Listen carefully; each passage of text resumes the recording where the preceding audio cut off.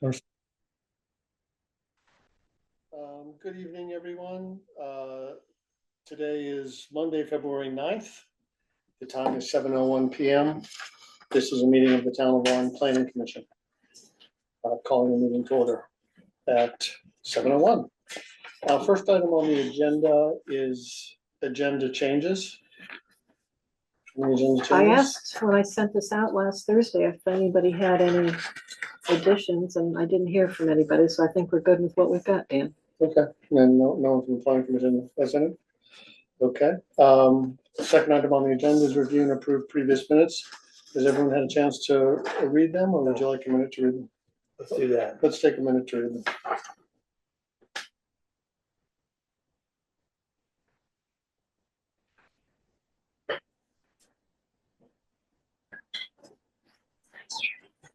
Thank you.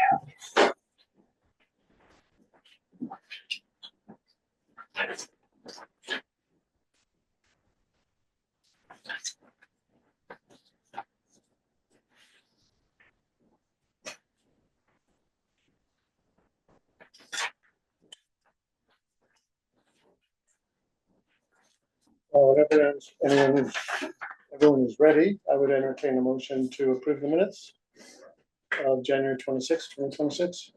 I'll make it. We have a motion. We have a second. We have a motion, a second.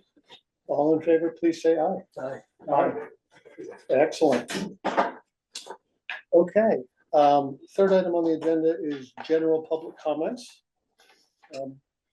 Is there any member of the public here who would like to talk about something other than our next item, which is the current town garage site and conversation with Habitat for Humanity?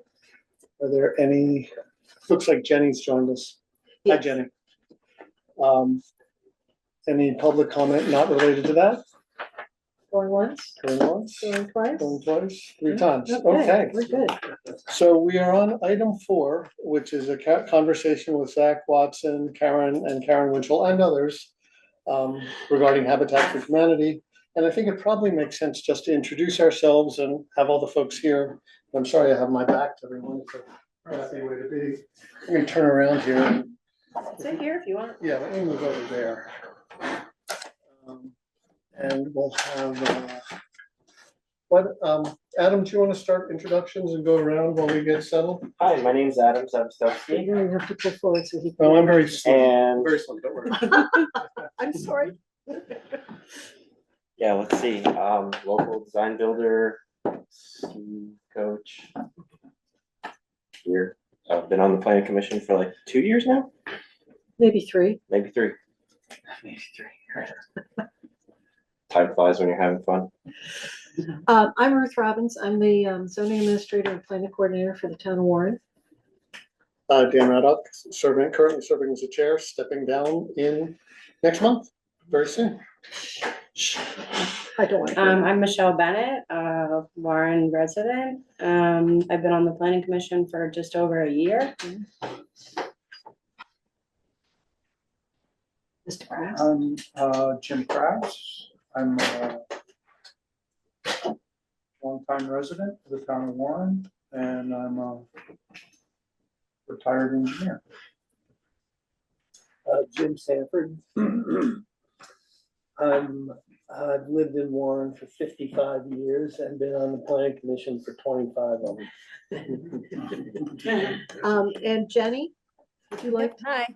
Hi, Jenny Felice. I am a real estate and probate attorney in Waitsfield, and I've been on the planning commission for at least 5 years, but yeah, it's flown by. Thank you. And now with the folks from Habitat introduce themselves. I'm Ed McDonough. I'm the president of the board for Central Vermont Habitat for Humanity. Happily retired and lived about half a mile down the road here in Warren. Charlie Kay. I live half a mile up the road this way, up on Roxbury Mountain Road, and I'm also on the board of Habitat for Humanity. I'm Karen Winchell, and I used to live in Warren about 37 or 8 years ago, and member of the Warren Church. I now live in Facein. I am retired I've worked on several habitat projects when I was actually working as a consultant. Peter Horton. I'm a Habitat volunteer. I live in Warren on Martin Way. Mhm. Nice to see you, Peter. Nice to see you. Michael, did you wanna, you probably introduce yourself last Sure, I'm time. Michael Palmer, just a Warren resident, and I try to, I'm a matchmaker in all this. I'm trying to help the town figure out a way to use this, this property well. I live on Casper Drive, just off of West Hill Road here in Warren for the past 4-ish years. So I'm the newbie in the valley for sure, amongst all of these wonderful veterans. So thank you all for your service, and happy to be here. And Lisa? Yeah, hi, I'm Lisa Miserandino, and I've lived across the street for, I think, 40 years. And, yeah, so I'm interested in the housing part. And a long time, how Previous many member years of the you on planning the PC? commission. Yeah, Yes, I was. for what, 10, 15, 20 years? How long? Long time, right? Not as long as you do, but I'm glad to see that you're sitting there. Not for much longer. Yeah. I'm Zachary Watson. I'm the Executive Director for Central Vermont Habitat for Humanity. I have the pleasure of spending a lot of time with these folks here in many different capacities. I live in Barrie City, and I've worked for Habitat since 2020. Prior to that, I was in the Vermont House of Representatives. I was in Commerce and Economic Development, where I actually got to meet Dan's wife, Liz, who was our committee assistant, which is kind of a fun coincidence we discovered. The far better half. I haven't met you. Yeah, I don't know you well enough yet. No, it's pretty well agreed. And she's here with us on. I saw that, the Liz First Radic. Yeah. And I'm originally from Woodstock, and my wife and I moved to Barrie a couple of years ago. So how would you, I did share a presentation with Dan. I don't know if you got it in time to put it up, or how would you like to? I'm failing miserably at that. Are you, Jim? Like Yes. that. Do you need to share? Well, why don't we recapitulate a second, just, so, everyone from the planning commission, I think, who was here, which was pretty much everybody, our last meeting. I unfortunately missed it. You were not here. Yeah. Through sort of a fortuitous, meeting with Michael, and sharing some of the frustrations, the planning and, the challenges that the planning commission has experienced, trying to figure out how do we get a affordable housing project done? Would it be possible? How would we do it? I ran into Michael and we were having a conversation, and he said, "Have you talked to Habitat for Humanity?" Yeah. And I said, "Geez, no, I haven't." And Michael organized a quick call with Zach and Karen and others. And I guess I don't want to share premature delight, but to my, to my pleasure anyway, and encouragement, Habitat is doing multi-unit housing these days. They came and did a site visit at, I was away last week, but they came and did a site visit to the garage site on Friday. Oh, great. And, we invited them back to hear, I guess, so everyone in the planning commission can hear a little more about their process, a little more about their thoughts now that they've seen the garage site, and answer questions that we might have or members of the public might have. Yeah. Dan was actually giddy at the last one. Well, I don't want to get ahead of myself, but given how daunting, again, given how daunting and how I think it's how resource constrained the town is. Yeah. If we can find a partner who shares our values and brings that expertise to the table, that would be a tremendous win. Yeah, absolutely. So that's, again, I'd love, so Jim, have you had any luck or? No, I have not. No, what's going on? So I can just start with an overview of Habitat for Humanity. I think most folks are familiar that Jimmy Carter, was involved with Habitat. Unfortunately, he was not the founder of Habitat for Humanity, but he is our most beloved volunteer and did an enormous amount of work to bring Habitat for Humanity's name to the forefront of people's minds. I think it's probably one of the most recognized and beloved names in the whole world when it comes in regards to housing. And that's in no small part thanks to Jimmy Carter. But the organization was actually founded 1979 by Millard and Linda Fuller, and they had it was a Christian mission, basically, to provide housing for people that wouldn't be able to otherwise buy a house on their own. And so they had a very basic, simple model, which is we're going to partner with folks that are low income, who have an ability to pay a mortgage. So a lot of folks think we give away houses, we don't. It's actually a handout type program.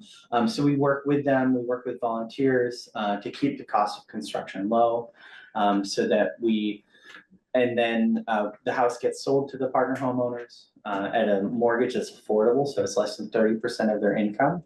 And then the homeowner pays mortgage payments, and those mortgage payments get recycled back into our homeownership program, so we can keep on building houses for future people. And the model itself has expanded to make sure that the houses themselves are perpetually affordable. They're always affordable. So our houses are really an investment into a community. It's a lot of money that goes into making a house that somebody can afford that is also low income. It takes a lot more money to do home ownership for low income people than it does to do middle income housing or even affordable rentals. But we justify that, and we can justify that because it is an investment, and our homeowners oftentimes are there 20 or 30 years. They're part of the community, they raise their kids there, they retire, they die there sometimes. I shouldn't say that in the future, but it does happen. And then their kids can get the house afterwards, but otherwise, if they decide to sell, and oftentimes they do, they will sell and they'll walk away with $80,000 to $100,000 in their pockets. And now they can invest in a fair market home. So we're building financial equity. We're actually lifting people up, building middle income families and community members. And then when that house is sold back to somebody who's also low income, that can't afford a house on the open market. And so the cycle continues. So it's giving time over and over again. And all the work that goes into upfront costs that goes into that first house continues to give. And that's the beauty of the Habitat for Humanity model. And it depends on committed communities that are invested in our work and a lot of volunteers. A single house can take something like 4,000 volunteer hours, which is basically the equivalent of 2 full-time employees, which is, that's for a construction crew. That makes sense. So if you could make it, put it in slide. There's a button at the top right that says slideshow. There you go. You click that. Excellent. So this is, we built a passive house in East Montpelier. It was designed with the Passive Housing Institute. That's Stephanie Boucher, who's now a board member, actually, and her kids, her husband and her daughter in their house in East Montpelier. This was built in 2018. It is a passive house. We don't typically build passive houses. This was sort of a unique opportunity. But we are really committed to building houses that are affordable. Not only to live in, but also not only to pay for it, but also to operate in terms of heating and electrical costs. And so the additional cost that goes into making a house energy efficient, we justify again by that our homeowner can continue to afford to be there. If you wouldn't mind going to the next slide. That's Dave White, one of our crew members. He's been involved probably for 6 years, built about 4 or 5 houses. He was our board member before Ed.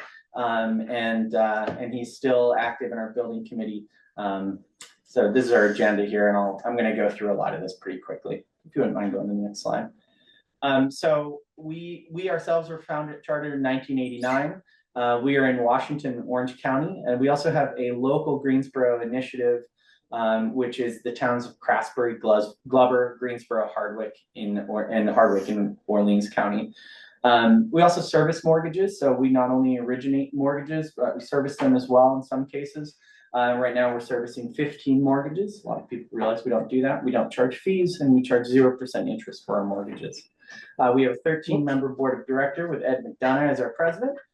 We have 6 active volunteer-run committees, 8 employees, and we run the Waterbury Restore. And the Matter River Valley Rotary Club was a huge supporter in making that store possible. Has anybody here been to the Restore and Water? Oh, Room? yes, Yeah, cool. I've donated. Thank you for donating and for going and shopping there. The profits from the store actually go directly to supporting our homeownership program. So you can feel good spending all your money there. I'll take that.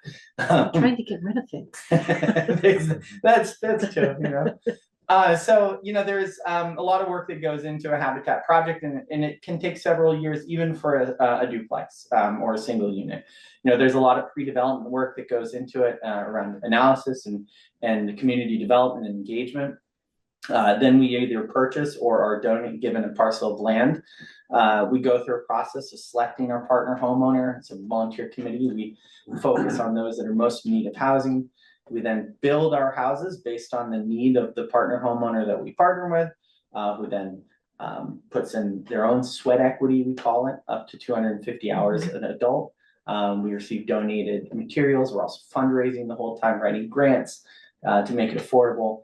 And then after the house is complete, we sell the house to the partner homeowner, oftentimes in partnership with Downstreet Housing and Community Development, who help us with the shared equity part and stewarding that perpetual affordability going forward. So that way we can focus on construction, which is what I think we do pretty well, and let Downstreet focus on the ongoing stewardship. So it doesn't always work that way. Sometimes it does. And the homeowner either gets a 0% interest mortgage through Habitat for Humanity, or they get a zero equivalent mortgage through a bank. And then, as I said, we reinvest our mortgage payments. The next project. The folks that we partner with are in need of shelter. This is a verified need of shelter. We do a home visit. Oftentimes, this is sort of a broad category. They could be living in unsafe housing, unsanitary housing. Their house is too expensive, et cetera, et cetera. There's a lot of reasons why people need better housing. They have to be willing to partner with us, and that which also includes taking a homeownership course and financial education. They have to have the ability to pay a mortgage, which is a more detailed process of how do we figure out if somebody actually can afford to have a mortgage. We don't want to set somebody up for failure.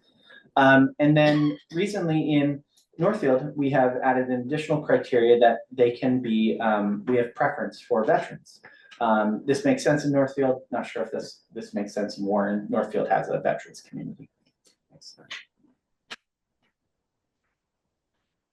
So all of our projects are locally engaged. We have a local homeowner selection committee where 6 to 10 members meet regularly. They review applications. It can take about 6 months. They do the home visits and ultimately make a recommendation to our board of directors about who is the homeowner that's most in need of housing. And ultimately, the folks on that committee then, after the partner homeowner is selected, serve as liaisons to help them become through the initial phases of becoming a homeowner, which can be challenging. If anybody here owns their own home, they know that, you know, maintaining the home takes a lot of work. And then for Northfield, we'll have a veteran coordinator as well to help them navigate veteran benefits. Most in need of housing and most likely to be successful in the program. That's exactly correct. So need of housing and also able to pay an affordable mortgage. Yeah. But I'm assuming your homeowner visits go to somebody's house and say, hey, this guy looks like he can manage this. We have an actual matrix that we use, and we you know, and 2 people do the visit. We look at everything. We ask them to show us what they think makes it so they need better housing, and then we also have our own analysis and we present a recommendation to the committee.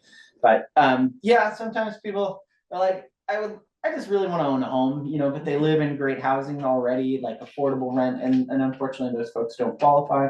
Well, maybe I should say, fortunately, because there are folks that are, you know, our last homeowner who was moving into our house in Barrie, she was living in an uninsulated, unfinished apartment above a garage without running water and without heat when we were there.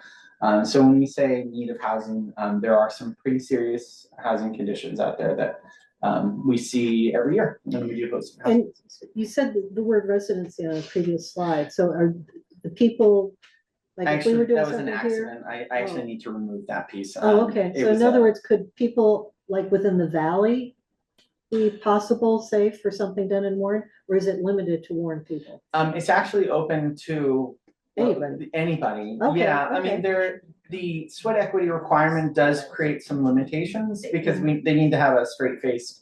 How are you gonna meet these sweat equity requirements if you live in Texas type thing? You know, so it's open to, and that's so we can encourage Okay, folks from outside of, you know, the Washington County, Vermont, that are predominantly white, to, so if somebody was living in Duxbury or, you know, even Berlin or something like that, and is Yes. already, you know, maybe commuting somewhere, whatever, and they would be applicable here. exactly. Got it. Yeah, I would, the only, you know, we know there's a need for housing. We don't get enough applicants. So I actually brought some flyers. We're Oh, good. selecting partner homeowners for a house in Northfield right now. And so I'm gonna hand you guys some and hopefully you can Okay. know somebody get it out to them. Because I think there's so much rejection that comes in this, for folks that are low income, that they get to a place that they don't want to apply anymore. And, you know, it's a housing application, so we're asking for income and expenses and living situation, and it's a big application because we're thorough. We also want to make sure we're setting folks up for success, but and I think that can be an impediment for some folks, but it's also necessary. But it would be great if we had more applicants. Wow, I'm surprised. I would thought there was more of a demand. I mean, there is the demand, but there'd be more Yeah. people at least looking at it. Yeah. Hmm. It's a surprise. It was a surprise for me when I got into this as well. What do you got, Lisa? I was just wondering, do you ever use this model, in, in like a mixed use development? I don't know if I'm using the right word, you know, like a developer is gonna do 10 units or whatever, and Habitat says, well, you know, We'll we take could do one a of them. couple. It's actually much Using more our model. common outside of our area. We have not had many opportunities to do that, to start that type of development. That's actually ideal. If we were to build 10 units, we actually wouldn't really want them to be all Habitat units. We'd rather have a mix and rentals, of homeownership, of middle income, higher income. That's more a sense of place, it's community, and it's also it surrounding our homeowners with other folks that are successful is actually more likely to make them successful as well. And the Northfield Yes, is a good example. and I've got a poster I'll show. I knew you were gonna. But so the local building committee is, again, this is made up of local people right here in the community. We meet regularly. They assist with the planning and design of the actual project. They work to secure discounts and donations from our subcontractors and vendors. We ask for gifts in kind for some things. We get gifts in kinds from Habitat for Humanity. All that brings down our costs, so we can pass it on to our homeowners. They're monitoring construction project, and the budget. They're helping with with volunteer recruitment and management. And then we have a construction project manager who's our only paid staff person. And oftentimes for complicated projects, this person might need a lot of support. So they'll help them. And then a big one is that our local building committee is also involved with constructing of the house. We have core groups of volunteers that show up and help build our house, but what makes it successful in the communities we operate in is that core group is coming from Warren, for example, that they come and swing hammers 1 or 2 days a week to help build this house. And we're building that knowledge base. Huge need for housing in Vermont. I'm probably not going to go into this, but you know, it's I just looked this up. The median price of a household in Washington County for 2025 was between $375,000 and $400,000. It's higher in Warren. What that means ultimately is, you know, it's hard for people who are making a regular middle income salary to even afford a home, especially when interest rates are higher. And so even people that would normally qualify for a home through a bank are not able to get it. So if you're looking at low income people who also have stable jobs and are paying rent that's more than what a mortgage would be, they also cannot afford a home. There's no homes out there that they can afford. There was a article a couple of years ago with the executive director of VHCB who was saying the only organization building first-time starter homes in Vermont is Habitat for Humanity. There's 6 affiliates across the state, and we build about 15 houses a year. So that one of the major bottlenecks in the housing continuum is that there's not enough affordable home starter homes for individuals. And so that's why you have a glut of subsidized rentals that we just need to keep building them because they can't get out of those subsidized rentals. There's nowhere to go, even if they could. And then you have homeless populations that have no beds to go into because there's people that are in the beds that can't get into subsidized rentals because there's no beds. So when you talk about the housing continuum, homeownership is a huge piece of it, of how we can, if we can undo that knot, we can allow the flow of from rentals, from homelessness to subsidized rentals to homeownership to fair market. That's a key component to it, and that's the role we play. It's very subtle, but it's really important, and we're not doing enough of it. So that's my message on housing in Vermont. But there's a lot of statistics that you all are familiar with about why there's a housing issue in Vermont, a crisis. Warren in particular and the Valley have their issues are different than say Montpelier. But anyway, so we made a decision a couple of years ago that we were going to meet the housing crisis need by not only building panelized housing, multifamily housing so that we could serve more people, but that we were also going to do it with panels, house panels, so that we could do it more quickly. Volunteers doing stick framing for a new build could take anywhere between 3 and 6 months. With panelization, we can raise our walls in 3 days, excuse me. So we have a really healthy and strong relationship with a panelization facility called Bensonwood in New Hampshire. They build very high-end, beautiful homes, very high quality, probably one of the top quality panelization factories on the East Coast. And so we have a nice relationship with them. Ted Benson, their CEO, his sister used to babysit the kids of Linda and Millard Fuller, the founders of Habitat for Humanity. So they have donated a lot of their time and services to develop a duplex for us. And so we've been using a duplex. We completed one in Randolph. We're 60 to 70% done with one in Greensboro, and we've broken ground on another duplex in Northfield. So we're really committed to panelization. We're really committed to multifamily. These homes are high performance energy. They're meeting efficiency for most high performance energy standards. So they're very airtight, 1 air exchange per hour and not minute. They're also all electric. So they're heated by heat pumps. So wait a sec. In one of the earlier slides, you said that there was a local committee that was involved in the design of the units.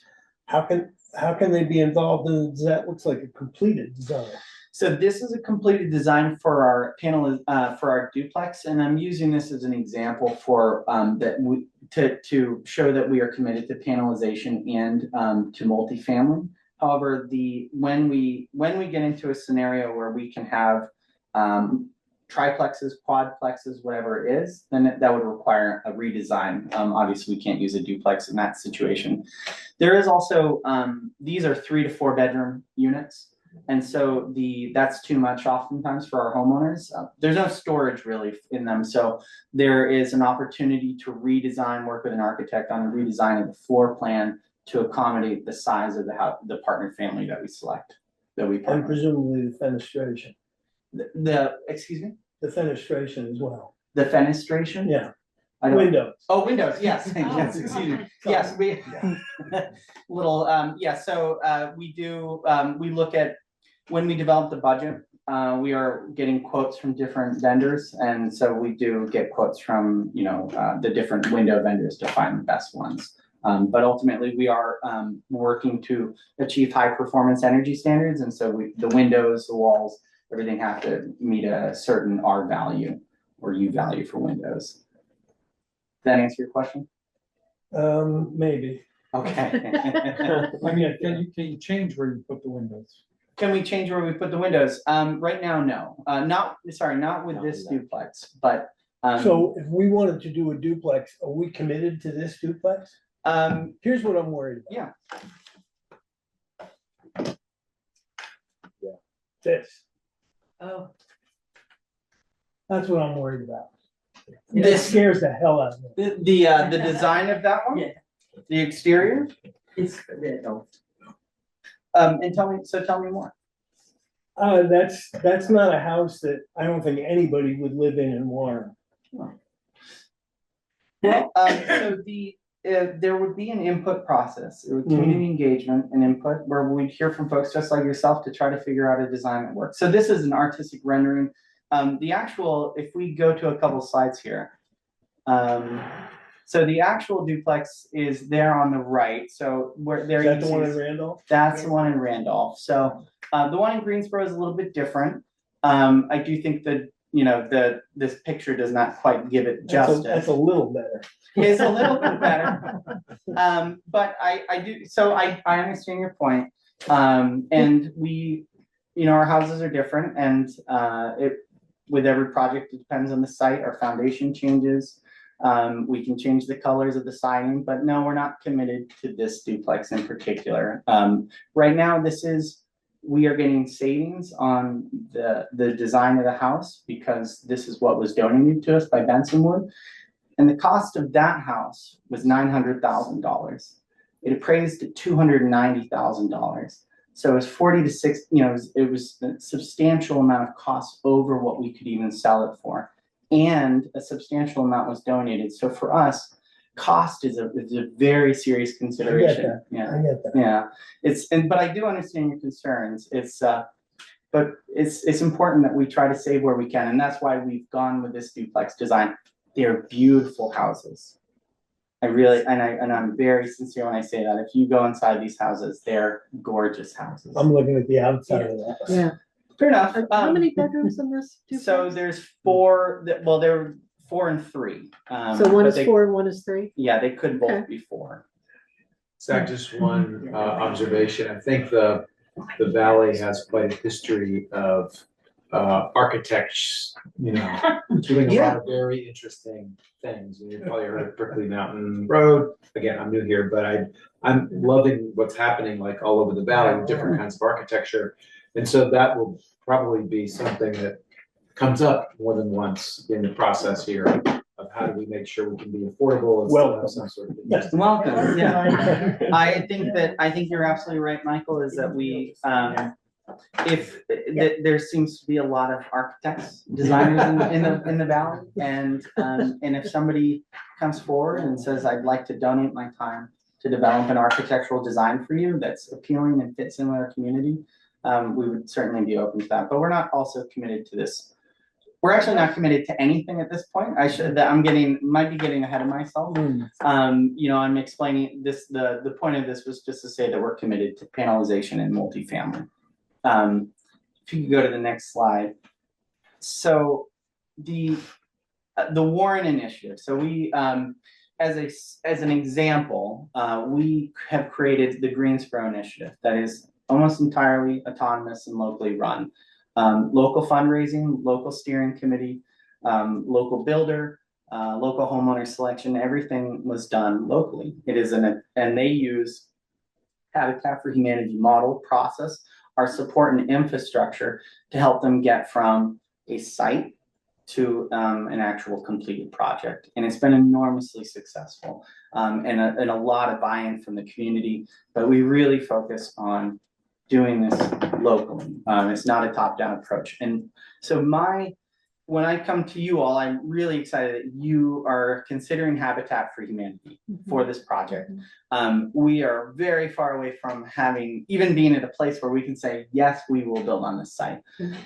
So for us to get to a place where we can say, yes, we want to build at the Warren Town Garage, this is excellent. I mean, it has water and it has sewer or water. Sewer. Excuse me. And there are some flat areas. There's also some concerns, there's buildings on site that need to be demolished. There's a 5,000 gallon tank underground, who knows what other things. So we would like to spend some money investigating this site to determine what are the opportunities and constraints here. Can we build here and what can we build here? To come up with a project that pencils out ultimately, because it still has to pencil out for us. We can't bankrupt ourselves in Warren to not do anything else. And so what we'd request is a recommendation to enter into a purchase option agreement for a year or two. We can kind of work out those details so that while we are spending money, we know that we have the option to purchase the property eventually.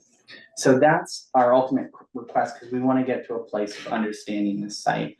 The bottom picture here, Yes. those little cottages, is that Greensboro?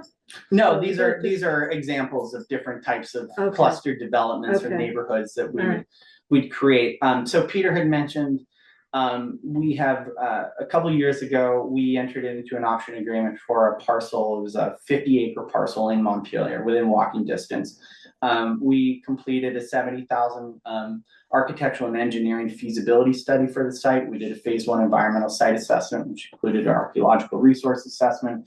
We worked with Engineering Ventures to develop site plans, and ultimately came up with cost estimates for infrastructure was the big piece, and then a layout for housing. They also helped us engage in a public engagement process where we met with the community. I think it was a total of 7 times to come up with a design that everybody was interested in, that was a good use of the land, the type of housing that they needed. We also completed a market feasibility study to determine how quickly those houses would be purchased by fair market by developers, fair market developers, as well as for our units. We did traffic studies, so it was a 2-year process to develop a 115 unit housing development proposal. And so that is still out there, and we're exploring it to see if that's something we can still implement. We would have done about 22 of those houses. The challenge is developers, private developers. There's just not a lot of them in central Vermont to begin with. And there's a substantial amount of cost needed to get to the parcel, like $3 million for a road. And so that's sort of been an impediment, but all that to say is we are familiar with the process for conducting feasibility for a site. We would go through a similar but limited process for this site because it's much smaller, doesn't need to go into all the same detail. I don't think an archaeological resource assessment would necessarily be super relevant, although we'd probably still need to do one, especially if we were going to trigger Act 250. So we would go through a feasibility study, understand opportunities and constraints for the parcel. Like I said, there's some great parts about this, and there's some concerns. We want to figure it out. We go through, as part of that, we go through a community outreach, and we do some community outreach and engagement, solicit feedback on design, on the layout itself, the type of use that people are looking for. If it is mixed use, mixed income, rental versus ownership, those types of things. And ultimately, a part of that process would also be engaging the community to identify our volunteers and leaders that are going to move this project forward. A big piece of this is also financing and coming up with subsidies. What Habitat for Humanity brings is we have a financial model as a staff that works for homeownership, where we can not only cover money that goes above the cost of construction, but also makes it so our homeowners are affordable. These are typically things that are paid back at the time of closing. During construction or pre-construction, we're looking at financing options, and we have a nice source of financing that we have access to, which is 0%, which is great, but it's only $650,000 per unit. So we would do fundraising in the community, and ultimately, because those everything's paid back at the time of closing, everything that we fundraise for construction financing, we get back at the time of closing, and they then reinvest back into Warren. And that's why we are focusing on this idea of initiatives, because we want Warren to be self-sustaining. We want Warren to build habitat houses at this site, and then if you want to, keep building them in other places in Warren to build your affordable homeownership stock here in Warren or workforce housing. Once those things get, once we can identify and lock in those sources, that's when we can really get into pre-construction work. The permitting, there might be rezoning that's required. I don't think so for this parcel. Selecting housing types, looking at subcontractors, doing homeowner selection, and forming our local committees. this is a very condensed version of how our process works. This could be over 2 years. And ultimately the goal is to break ground, and with our panelization model, things could go fairly quickly, depending on what people want to do. Are you all familiar with the 3 houses in the valley that are Habitat houses? I know the 2 off of the access road, and there's one other one, but I can't remember where. It's in Facein off the Mount Ellen access road. There's a whole community off to the left. Okay. Which it's Karen Smith, who's very proud of being a Yeah, yeah, Habitat. yeah. And she now has fulfilled everything. This is her house free and clear at this point. Yeah. Yeah, we celebrated her payoff last summer. Did you guys say you had been to the site? We did. We visited it with Michael 2 weeks ago, I think. And how many houses do you think that site can handle? Well, it's really hard to tell. I mean, again, it's what type of housing do you want? Do you want single family cottage clusters? Do you want townhouses or multifamily? And I believe the density allows for a maximum of 12. Is what I think the piece of property is actually much bigger than the. Right. Than the. Footprint of the garage. Than the footprint of the garage. So there's plenty of land to put into the zoning aspect of it. Okay. And actually, that area is part of a much larger parcel that includes the school and such. So I think one of the things up front we'd have to do is actually subdivide and make the place, and then take a look at where things can go. Yeah, there's opportunities for PUDs and things like Right. that. So we took a look out there. 2 of us are both architects, and we took a look out there just for the heck of it, and figured that maybe between 16 and 12 houses could be put out there, because not only is the area right where the town garage available, but to the west of that, there's a place that's 50 feet off of the stream bed, and there's a slight hillside there. Do you require absolute flatness for your buildings? No, I mean, Peter was just emailing about, we can do walkout basements and things Yeah, like that. yeah. We can work with the site. So with that in mind, it's quite steep in some places there. Yeah. But we took a look at it and thought, you could push some houses up against the hillside here and maintain some common area in the middle, and then do some housing sort of to the west of it. And you could probably get in somewhere between 16 and 12 houses, I think, which would be really nice. Yeah, I guess And access them through the Loose Pierce Road. Instead of off of the school road. We thought, the school road could have a pull off for the bus, or, people drop off or something like that.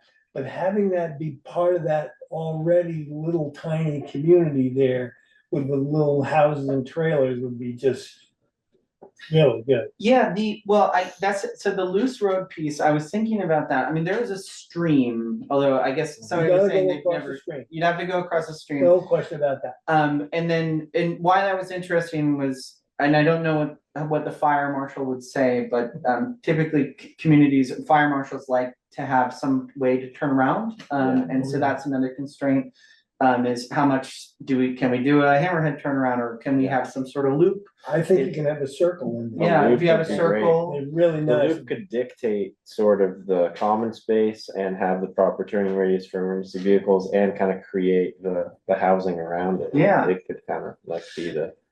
Well, then I look forward to having you guys in the conversation. I think Jim and Adam just volunteered their services to design. Is that, Zach, I don't was that- know. was there more slide? Better than that, right? Yeah, that was.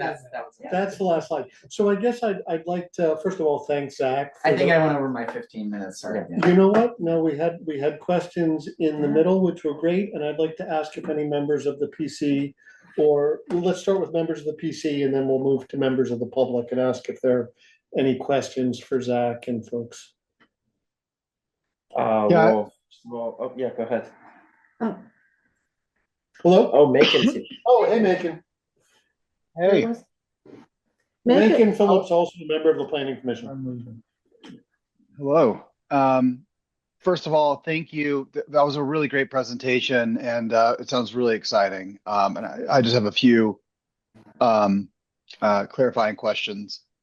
I think one of the things that I'd like to understand is you kind of alluded to the idea of the perpetuity of how this land is, or rather these properties exist, which is to say they exist for full-time residents and to some extent some kind of income level.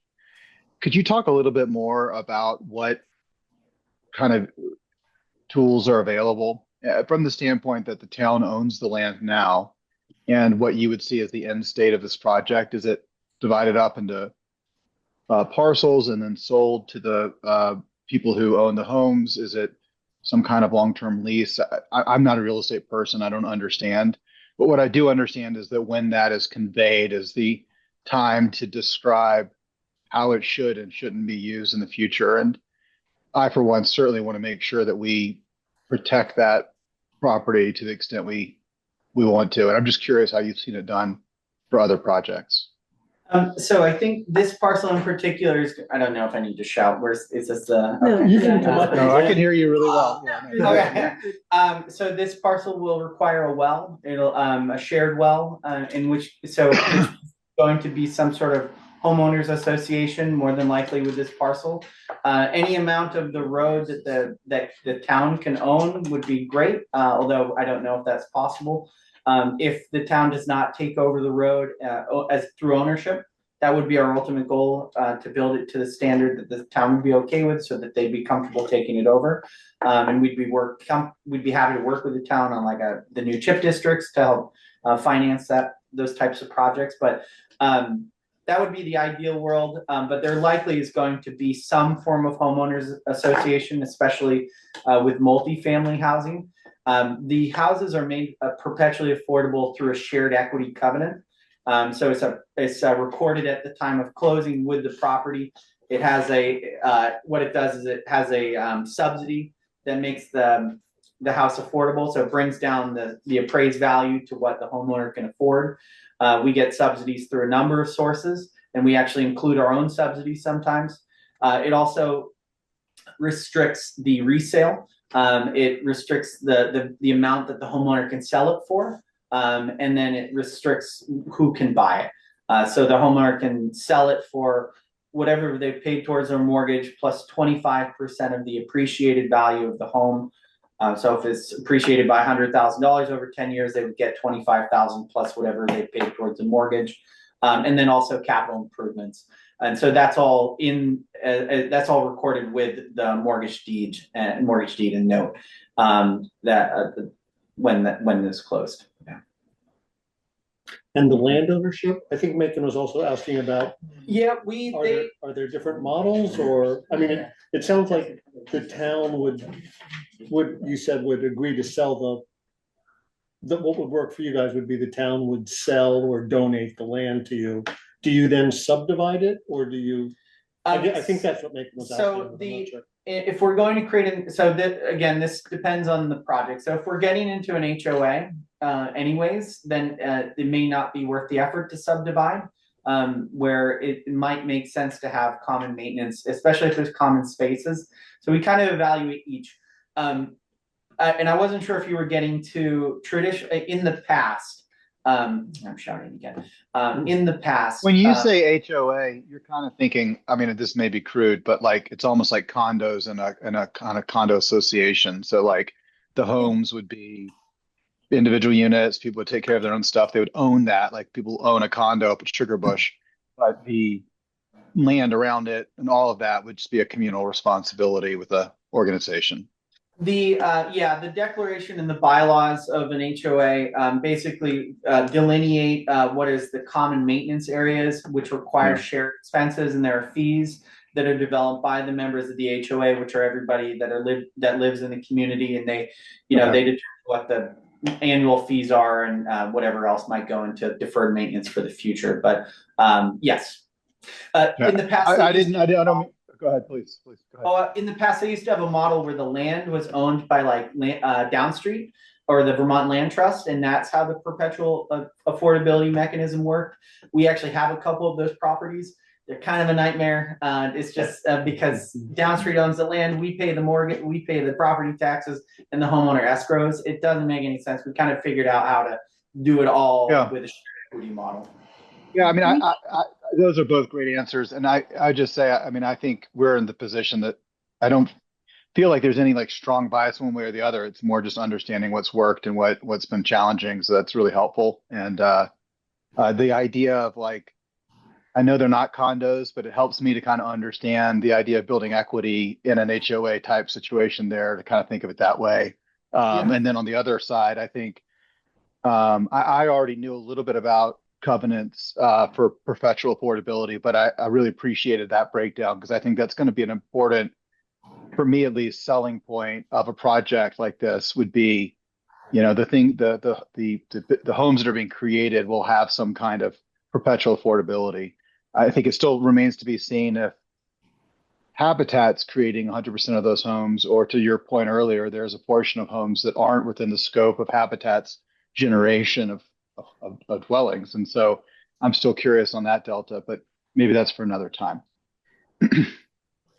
On HOAs, is that going to add additional cost to the homeowner? And is there any, do you have a way of keeping it under control?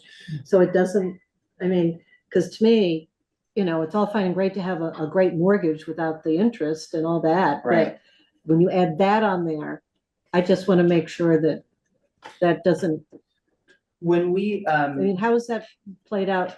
yeah, so we do our best to calculate HOA fees. We can sort of make some estimates based on what we assume will be common maintenance areas. And then we incorporate those the cost of an HOA fee, what our estimates. But again, they're dictated by the HOA. After we sell it, we have no involvement. Right. So they could lower it or raise it, whatever they would like to do. Homeownership, which is great. Right, So we factor that in when we're determining what they can afford to pay for a mortgage. Yeah. However, we do structure our HOAs into something that's kind of what we call a shared wall agreement, where that we try to limit common maintenance areas as much as possible. So in other words, the town, if they own the road to go in there, that's huge. That's a huge piece, because then that's not a cost that they need to. Right. Yeah. Got it. Yeah. Good question. Thank you. The other thing is, one way or the other, you still have to maintain. Oh, absolutely, It absolutely. is But I more just, effective through an HOA. I guess when I have been, you know, wandering about and seeing condominiums, and I see, you know, the price is not bad. You know, it's within a reasonable amount, and even maybe in the particular place, the taxes aren't so bad. But then you got the HOA, and it's just kind of like, I was doing great looking at those numbers. It was, you know, but Isn't that a different, I would assume that's a different issue, which is the shared maintenance obligation. All the condominium owners are responsible for sharing the cost of the common maintenance yeah, of the but they condominium. can be expensive. They can be expensive, but Depending on that's the, not exactly what we're talking. on the side. There's all sorts of HOAs. I mean, That's right. that, So so, theoretically, they're determined by the members. Yeah. So the members can say, you know what, we don't wanna mow the common green here. We're gonna make it a You know, wild or they meadow. can say, so they can be incredibly expensive if you're talking about someplace like the Bridges, right? Well, So I'm just, yeah. Okay, so the Bridges, you know, they're maintaining a swimming pool Oh, yeah. and tennis yeah. courts and all kinds of And stuff. all the Well, if you amenities. take into consideration a place like Dimetrodon has very, very low Mhm. general fees. So it depends, and common ownership is just the greatest thing you Oh, can yeah. do to engender a communal or, you know, group. I don't mean it as a negative, I just You wanted end up policing each other for rear washers on the back porch and things like that, and abandoned cars. And you end up getting to know these people because you're involved in a common ownership, which is really a good model. Yeah, absolutely. Yeah. Yeah, I think we did some calculations, like you could have HOA fees be $50 a month or you could have HOA fees that are like 4,500 that are covered per the year. That cover deferred maintenance for replacing a well and a roof, you know, if you think about those things are good for 30 years maybe. And then it's $40,000 to replace now. What is 30 years gonna look like? So if you're creating and I was a treasurer for my own condo association in Barry before we moved to Montpelier. But if you're factoring in deferred maintenance, then your HOA fees, even if they're simple, even if there's not a lot, there can be quite expensive. But if you're not factoring those in, then they can be very low. There's a range, you know, it could be $150 a year to $4,500 a year. Can I, on that point, so maybe I'm confused, but if you build a duplex and you're talking about, and I was an owner of a portion of a duplex, then then of course I'm sharing a roof with the other unit in the duplex. Right. But I'm not responsible for the other 6 duplexes around. It's just my own duplex's roof. And in fact, our shared wall agreement makes it so that you're responsible for your roof, which, you know, like your half of the roof, your half of the siding as well. To try to. Yeah, I mean, it's ahead. interesting. It's just a very different model. We've got like up at Sugar Bush a ton of this, but it's because people have vacation properties and so they outsource the maintenance and it just has a different vibe. What we're basically saying is like having full-time, but with that shared property. And I don't know if there's other communities like that in Warren already, affordable or otherwise, but I mean, it's cool that there's already that model in our community. It just kind of hadn't really clicked for me. Are there, do planning commission members have questions? Michelle, please. I have a couple. And you touched on this, but I just wanted to clarify as far as who would be doing the actual building. Yeah. It sounds like, is there a possibility to have like local individuals or local building companies doing the actual work? Absolutely. Okay. Yeah. No, the local building committee selects we do RFPs. We don't always go for the lowest bid. We try to get folks that we've worked with before and know they do good work. But absolutely. We are partnering, our financing, the 0% interest loan is actually through the Vermont Community Loan Foundation. It's called the CTE Revolving Loan Fund. So we partner with our CTE students. So I'm not sure where the nearest one is here, if it's Morrisville or Randolph. Yeah. So we've worked with Randolph on the tech center at the duplex we did in Randolph. So we'd potentially partner with this as well. They'd come and they'd help build the houses.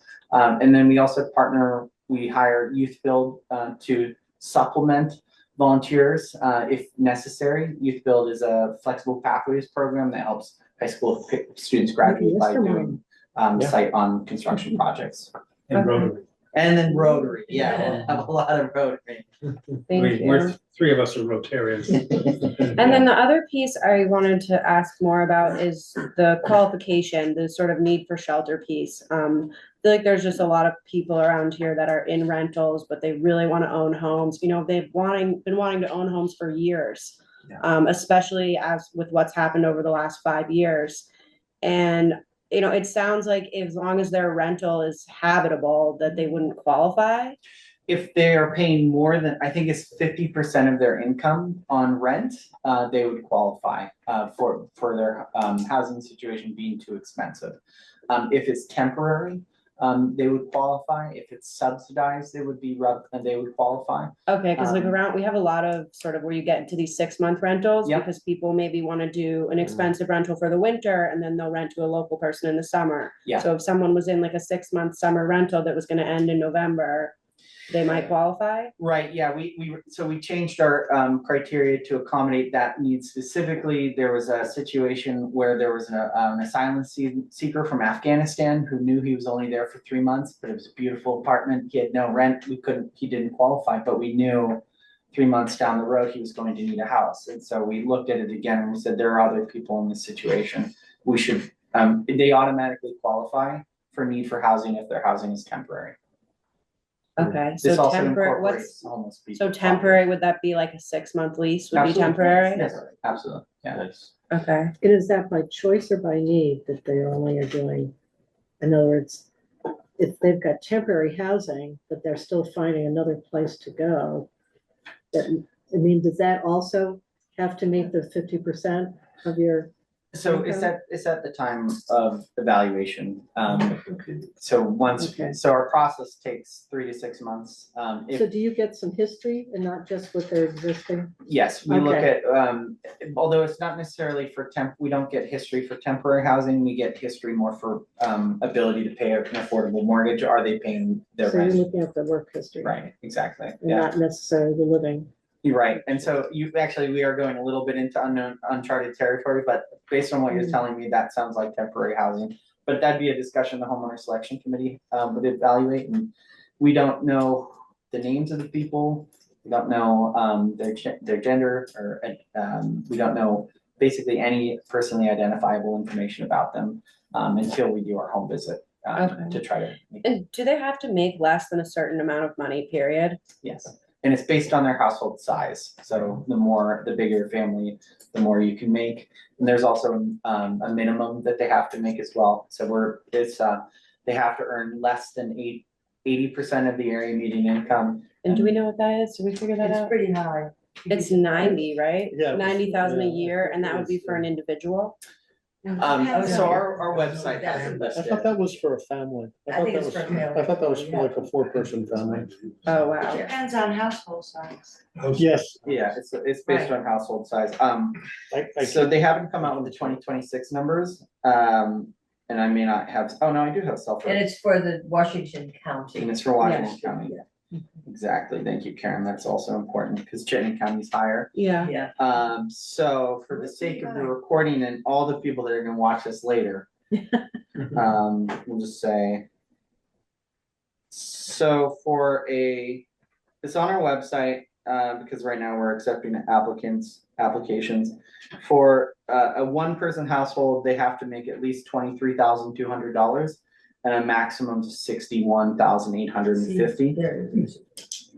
For a 4-person household, it's a minimum of $33,100 and a maximum of $88,300. That was different information than I got, which, That was 4-person? That was 4-person. cause Does that include kids? Sorry. Absolutely, yeah, household size is adults and kids. Okay. the data I saw, and it was that the median income in Washington County is $110,400. The 60% would then be $66,240. So HUD calculates AMI, kind of funky. It's not just a percentage like that. There's Okay. like so these are HUD numbers, housing and Okay. urban development, and we get them from down street because we all want to have the same numbers. Okay, so maybe I had given a range of 80 to 120%, AMI being 88 to 132. But do you think that's way off? I don't know what 120% AMI is. I know, it's probably not that far off. I think Okay. I don't think you lied to anybody. Okay, good, all right. And are these numbers rigid? Like if you had someone that was making 62, but they were a great candidate, can you accept them? Yeah, and because we abide by the Fair Housing Act. So no. and Equal Credit Opportunity Act, we have to, when we said, this is what we say, we have to stick to it. And that is a painful situation sometimes, like Yeah, I really bet. painful. Somebody's $100 over. Yeah. It's, but it's for everybody else's applying, it is fair. I'm intrigued by your idea of the mixed community with various different kinds of income and things like that. So if Habitat were to take over this project, let's say, and let's say there were 12 houses there, you guys decide to do 6 of them. I'm just, tossing numbers out here. Would you find a developer to do the other 6? Would you sell those properties to a developer? How would that sugar out? Any idea? So what We're not there yet. what we tried to do. Yeah. So no, I don't know, Yeah. because we haven't been able to find that developer. Yeah.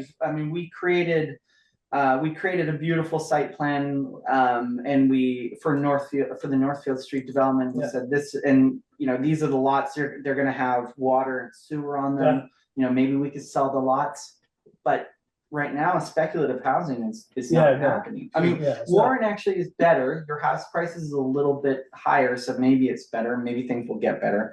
But we have not cracked that nut yet. No, the construction cost is make spec house.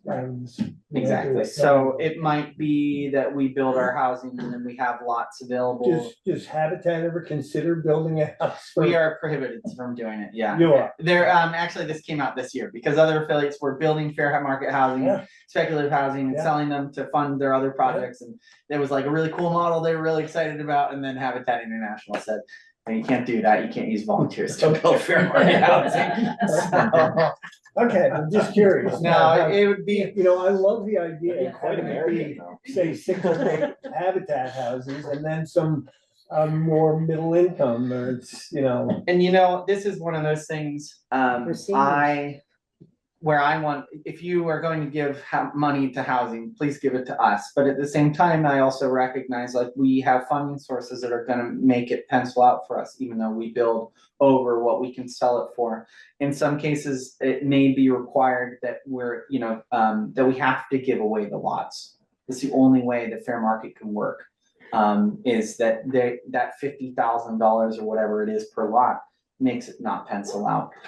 Or the town is going to provide first-time home buyer grant assistance. I don't know what it is, but sometimes it may require additional assistance to help. Would a land lease work in that situation instead of the actual ownership of the land?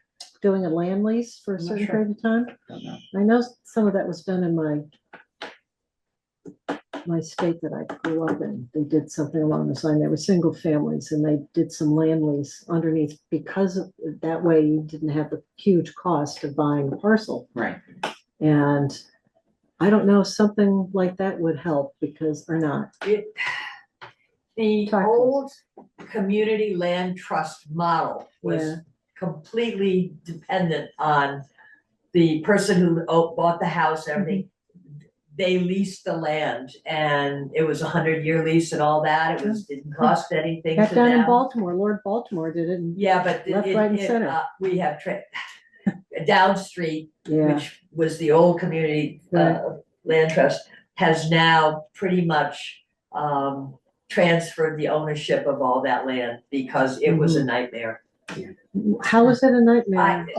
We don't have. I mean, Okay. I'm sorry, it Ruth. was. It's- Okay, all right. It I was. think that's, not to interrupt, but I don't Yeah. think that, it's Okay. it's not a model that Habitat is using, and I think that's what we need to know. It's possible, I mean, so Champlain Housing Trust, so what you'll see for fair market housing right now in developments is up to 120% area median income.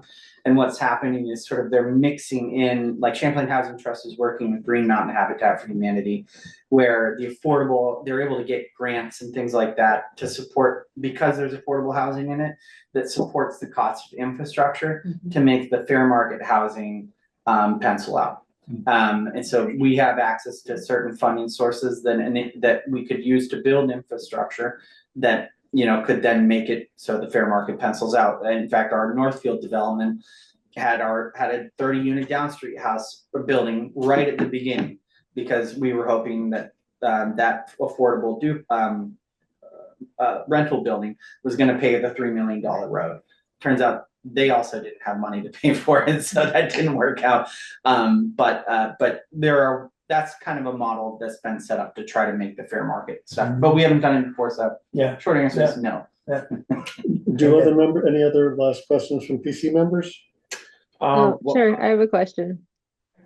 Sure, go Do you want ahead, me Jen. to wait? I can't until, okay, so the option to purchase, can you give us an example of what that might look like, or in towns where you spent a couple of years doing feasibility, what that option to purchase agreement said, what you ended up paying for the land? So it's we use a pretty standard housing and urban development option agreement that most folks are pretty familiar with, and it sets the sale price, it sets a deposit. Ideally, it would be donated, so the sales price would be like $10, and then it sets the term for how long we have the options for renewal. And then we might include contingencies in it, although contingencies for a donation aren't necessarily important because that more relates to sort of the down payment that would be put towards it. But yeah, so it dictates the sales price and the term for the most part, and then what would be sold. Yeah, I And think the key part is that you're saying it's generally you're looking for a donation. Like you don't have anything in your mind right now that, you know, it's not a percentage of appraisal or it's nothing. There's no price that you're thinking of. It's just, you know, ideally a $10 donation. That's that would be. I mean, it's a donation. Yeah, that would be our ideal. And ultimately, the sales price is up to the town of Warren. What they would like to do. We use Vermont Housing and Conservation Board funds to do our projects, and VHCB won't let us purchase properties that are more than the appraised value. So typically, we do say, you know, it has to be less than the appraised value. Otherwise, we really just can't purchase it. But ideally, it would be donated. Yeah. Okay, great. And then a really quick question. You said that what you've been building has been all electric with heat pumps. Have you found that that's been the most affordable heating source, even with the high cost of generation of electricity, or are you putting solar panels on these houses? We are building our one of our grant agreement requirements is that we're building zero energy ready now houses, which have conduits that make it possible for homeowners to easily install solar in the future. So the short answer is, you know, I guess we don't have much to compare it with, and it can be a little bit hard to compare, but because the homes are energy efficient.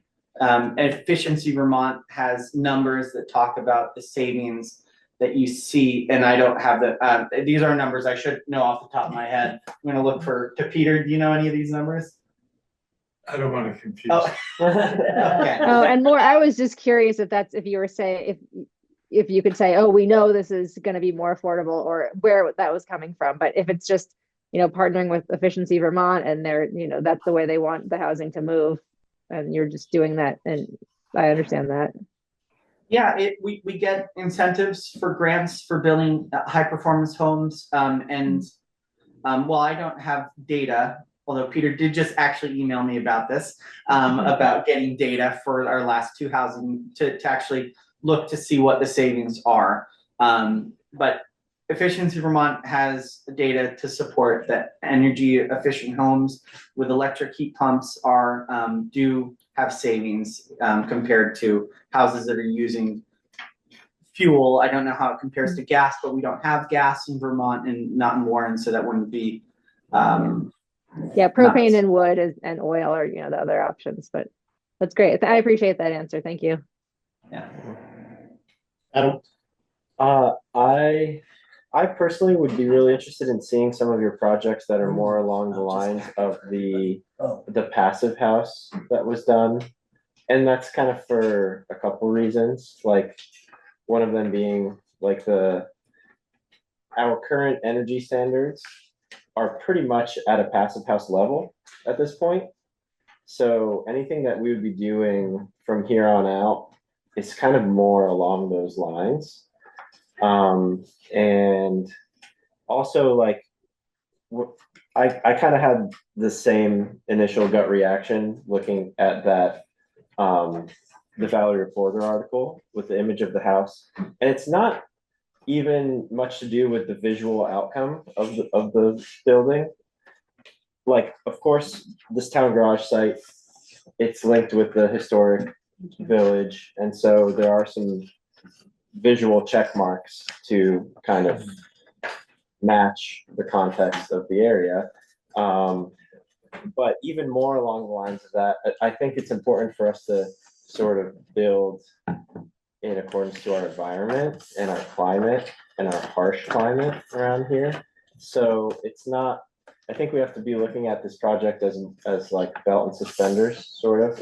It's maybe not enough just to have a well-insulated, airtight, efficient building, which will perform and have good quality of life indoors for 20 years or so, but like having like an asphalt shingle roof in this climate, having very small overhangs on the gable ends, very small overhangs in general, like I feel like we would have to go a little bit one step further. It's not just a well insulated, airtight, efficient home. It's also one that has deeper overhangs, maybe.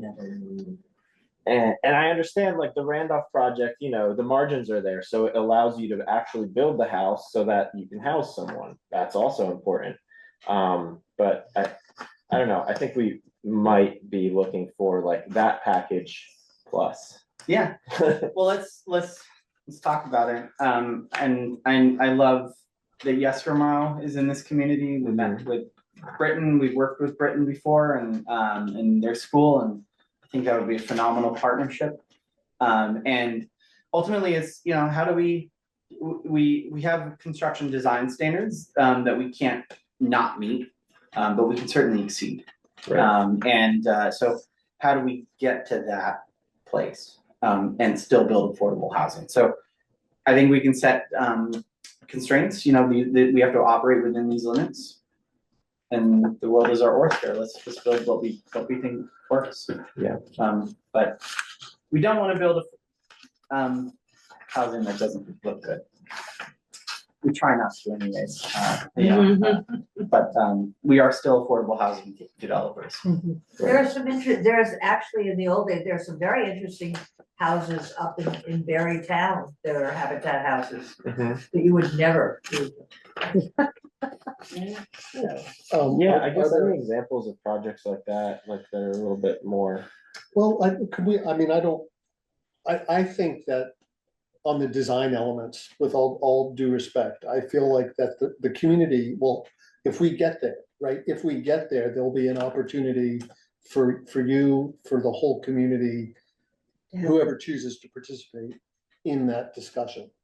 So I'm sorry to interrupt, and I hope I haven't offended you, but I don't want to get too far in the weeds on design. I think the point you've raised is important, and Jim has raised is important. There is part of our community, as you can hear, that will care very deeply about various issues that are going to have to be balanced against affordability. I think we get that point. It's the balance against affordability that's the trouble. That's why I'm looking for case studies of things that have been done in the past where they did pull off something and it still met the mark. So in terms of affordability. So energy standards have changed a lot in the last 5 years, I would say, and then they're kind of even. I mean, they've changed a lot over the last, but you know, we had a volunteer come and tell us that they used to build habitat houses in 4 months. You can't do that anymore. It is not possible because of energy standards and building standards and electrical standards and plumbing standards. So everything's changed and it's gotten more expensive, not cheaper. So we can, you know, we built a cottage in the last 6 years. We built a high performance cottage in Randolph. We rehabbed a 1920s Victorian Foursquare to meet high performance standard. We believe it was the first rehab in the state to meet high performance standard.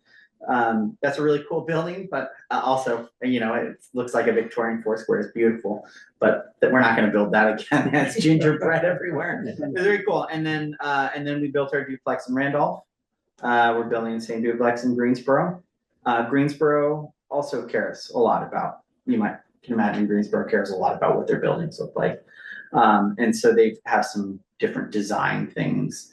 And then, you know, we're building a single unit house in Barry. It's a single story. You know, it looks pretty simple on the outside. It's beautiful on the inside. Your motto or something. And then I'm forgetting. Oh, and then there was the passive house in East Montpelier, but it's not anything, you know, it's a great house. It's energy efficient, it's single story. It's simple. It's a simple house. So I guess we don't have any examples of something that's exceptionally different that also is affordable and energy efficient. Addison County is doing some cool stuff, but they have different sort of limitations around what they can do. They're building low carbon, low energy houses. And we can certainly talk to them to see about how they're making it work, because they're doing really, really. Green Mountain did it in Charlotte as well, down in the village. Yeah. Zero. Yeah, so, but yeah, Addison County is pushing the, but they're all volunteer run. There's no labor costs at all. And it's a different model. They build a house every other year. We want to build more. The renovation, I would like to think that was more expensive than doing new. Our builder would say that it had all the costs of a new build and all the headaches of a rehab. It was a gut rehab, and we had to knock down an 800 square foot 2-story section on the back. And yeah, I mean, it's a beautiful house now. Everybody tells me we're never doing it again. Most people will tell you, geez, I got a beautiful old house, I wanna change this, that.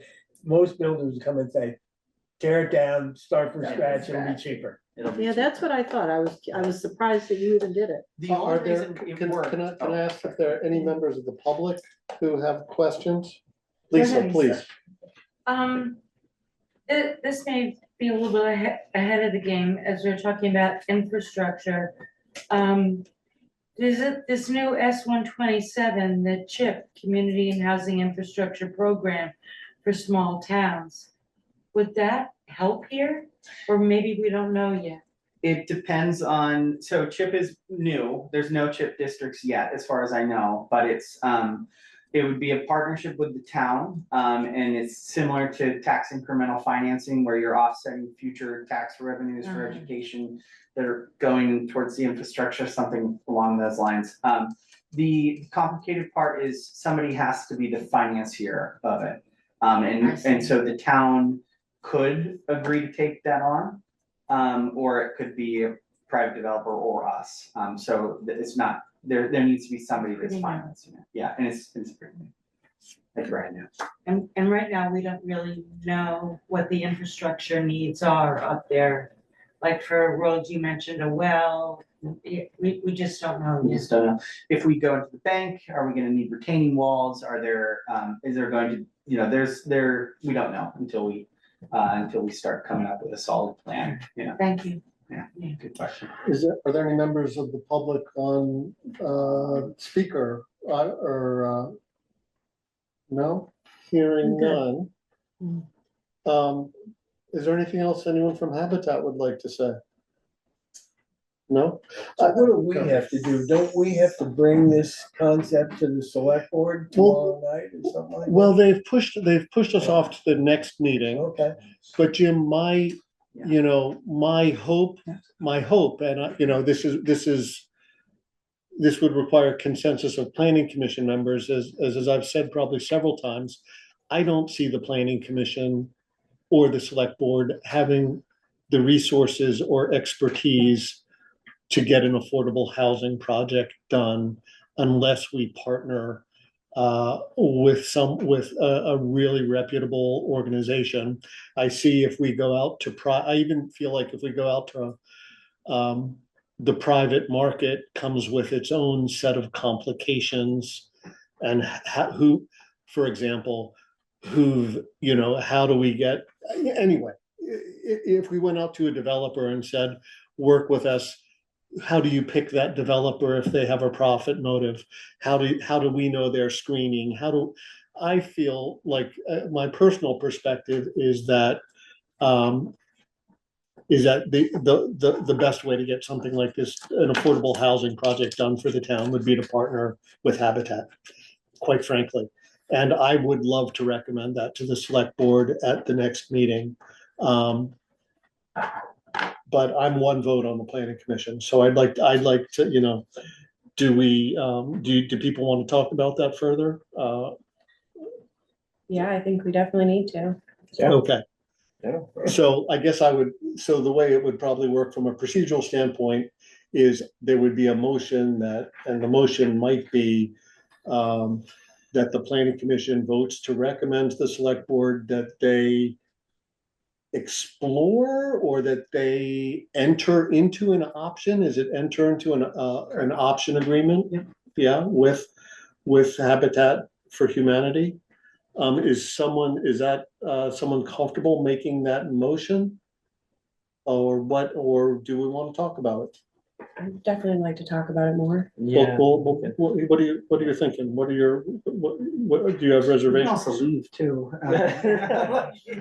You know, I mean, I think it's better to have you here because if, you know, in my opinion, because if you have, there may be things, if people have concerns or doubts, then It's a public someone's meeting. here. I don't mind. I'm Yeah. happy to, I don't know that I have a full list, but one major concern I have as far as the select board, you know, I think that the select board has a duty to at least try to recoup some money from this lot, as far as their responsibilities to the town and the people who elected them. And I just don't know that we could just immediately move forward with the decision to donate the land.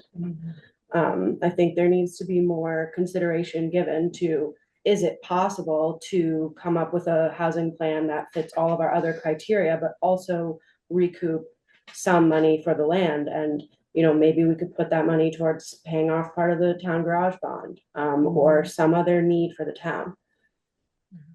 Well, and I also think that before, you know, an option agreement, I know the select board is gonna say, well, we need to know more before we even think about that. So I think if anything, we need to share what we know so far Yeah, and somehow get them to hear what you have told us tonight and answer any questions they have. Before, I mean, in other words, I just, Well, the option agreement, you is feel like that's too far, but I think I think that the select board, I know one in particular on that board is be like, whoa, wait a minute, time out. Let's think this through. We need to understand more and we need to know how the process works. We've gotten a So- good idea how the so process would works. people be comfortable with explore, at least the select board or the town explore a partnership with Habitat for Humanity? Yes, That's yes, more general. yes. And then yes, then Yes. at the I would next meeting, definitely- that you would come and present that. And and there will be members on the select board who may raise the same question that Michelle did, which is in the select board's domain. Yeah. And we can, you know, and then we can have that discussion, which I think is, you know, if you charge, depending on how much you charge for the land, at what point does that project sorry, Habitat's not interested, or the numbers don't work. And that's not really a planning commission negotiation, as far as I see it. I think one other thing, and this came up, but there was no answer, which is understanding how it would work if Habitat were to have a couple units within a larger development.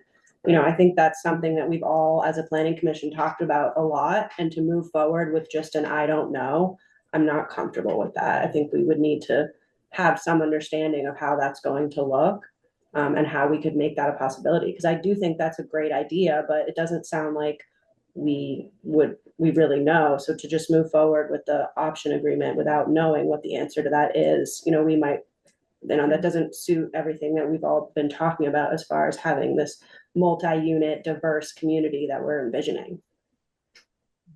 I guess my thought on that, and I'm interested what other people think, but we're talking, as far as we know, is a site that's a little bit over an acre. If we were talking about 26 acres, I would be very enthusiastic about, let's talk about who else is going to build on that site. But with a little over an acre,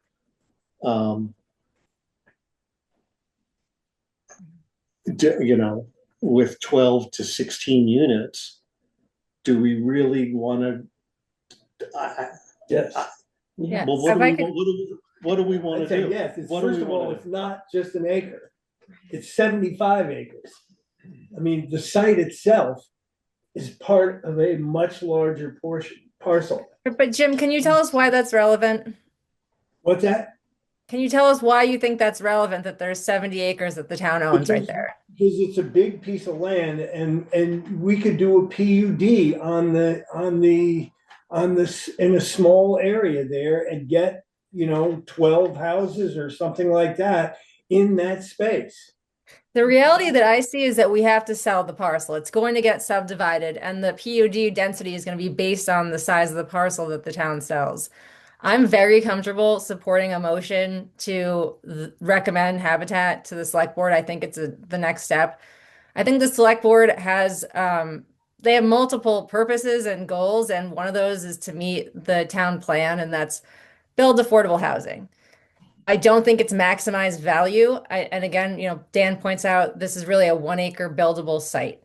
And so if Habitat, I'm comfortable based on all of the research that we've all done and trying to find partners. And we have a partner in front of us who says, we're willing to spend some of our money to do a feasibility study. No one else has said that. And I think I would be happy to support that recommendation. And I think the next step will be Habitat going in front of the select board and explaining how they work and putting an option in front of them that we can actually read the terms. What does that mean? How long do they want?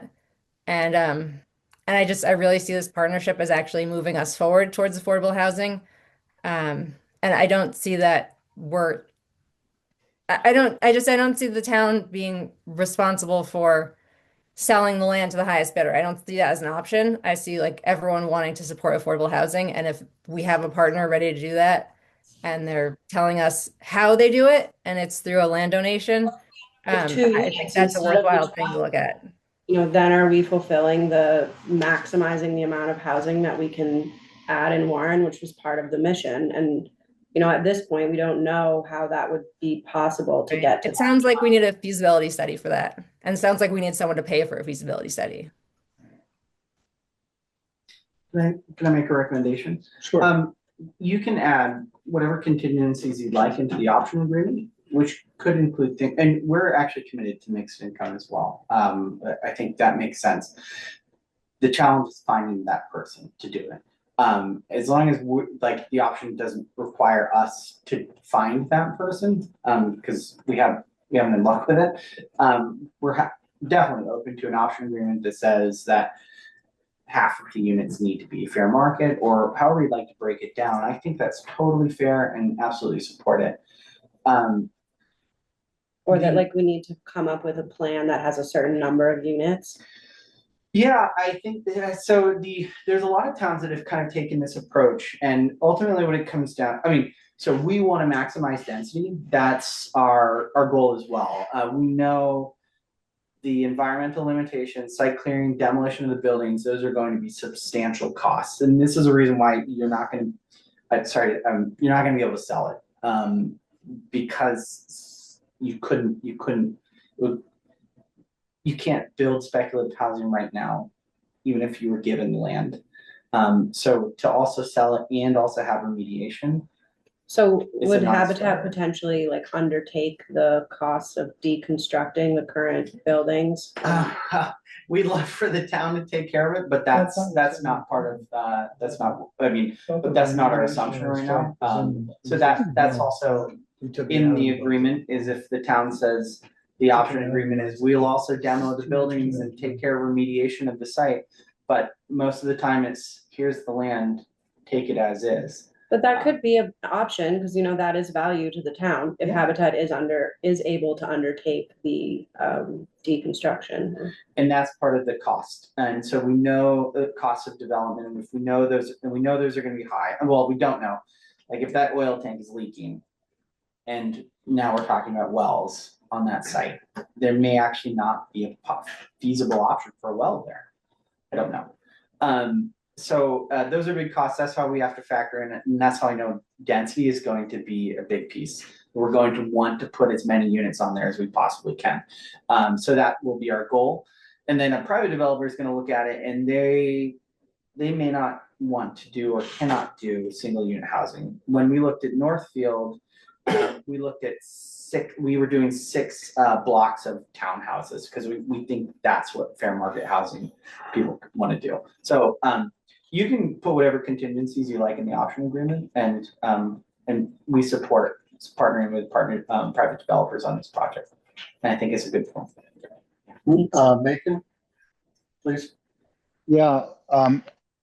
So I just first want to reiterate what Jenny was saying about grounding some of this in the town plan and sort of looking to see how we can achieve some of this. And in the same way that the town pays money for various environmental initiatives, I think it's worth understanding how we can use our resources, whether they're cash or land, towards this priority.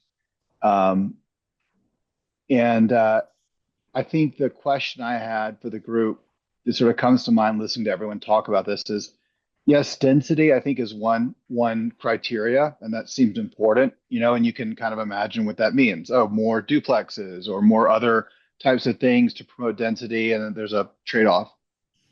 To me, one of the things that feels important is that any dwelling created on this parcel is full-time residence.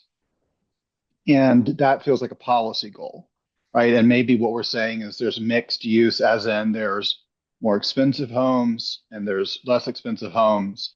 But I think the thing that the town needs are full-time residents. And we need places for full-time residents to live. And so that gets a little bit into this idea of perpetual affordability, but I'm also curious if you could just speak directly to that. We, bust our butts to try to create all of this stuff, and in 5 years, how do we make sure that this is, full of people who live here full time? You can, HOA agreements oftentimes have those language in it. It limits the number of units that can be rentals or short-term rentals, or they have residency requirements in them. So those are, and those can be for the non-habitat houses, basically. Exactly. Anytime, there will be an HOA on this parcel at least because we know that the well is shared. So there will be some sort of HOA agreement. And so in the bylaws, we would create language that says all units in this have to be home ownership. Of course, I believe the homeowners could actually then change the bylaws if they want to. But we can, and again, these are good questions and conditions that can be put into the agreement as well. I also support this. I think it's great. And just to be transparent, we know that sometimes there's nothing like action to bring a lot of other ideas out of the woodwork too, right? And I'm sure you've seen this. So I just really appreciate you showing up and having the experience and initiative, and it's exciting. So thank you again. Yeah, speaking of action, it sounds like we were close to voting on something. Do we want to still do that, or? Yes, I think we do. I think we should put it to a vote, either up or down, but and it sounds like folks have a preference for more general language, but what about a recommendation that the select board explore partnering? Does that give you enough, Zach? If it's the select board explore partnering with Habitat, or the planning commission recommends the select board work with Habitat. I guess I'd ask, what sort of language do you need? So for us to spend money on a feasibility study, we would need an option agreement. Okay. But that agreement would be with the select board, Yeah, right? it's not We're with not. us. Yeah. we're not able to- But I still think there needs to be a conversation with the select board. Yes, before there that. is. There's gonna be Okay. there's a conversation that it was supposed to be tomorrow. It's not tomorrow. It's the next select board meeting. Okay, so then a motion, go ahead, please. Just as a matter of protocol, a motion and a second allows for discussion to then Yes, take place. that is correct. Yes. Parliamentarian or board. No, president. you are correct. You are correct. I'm just trying I to think figure out, I'm You're trying to figure, accomplishing the goal of engendering discussion after this. I'm trying to figure out the proper wording for a motion. That would be, do you have a suggestion?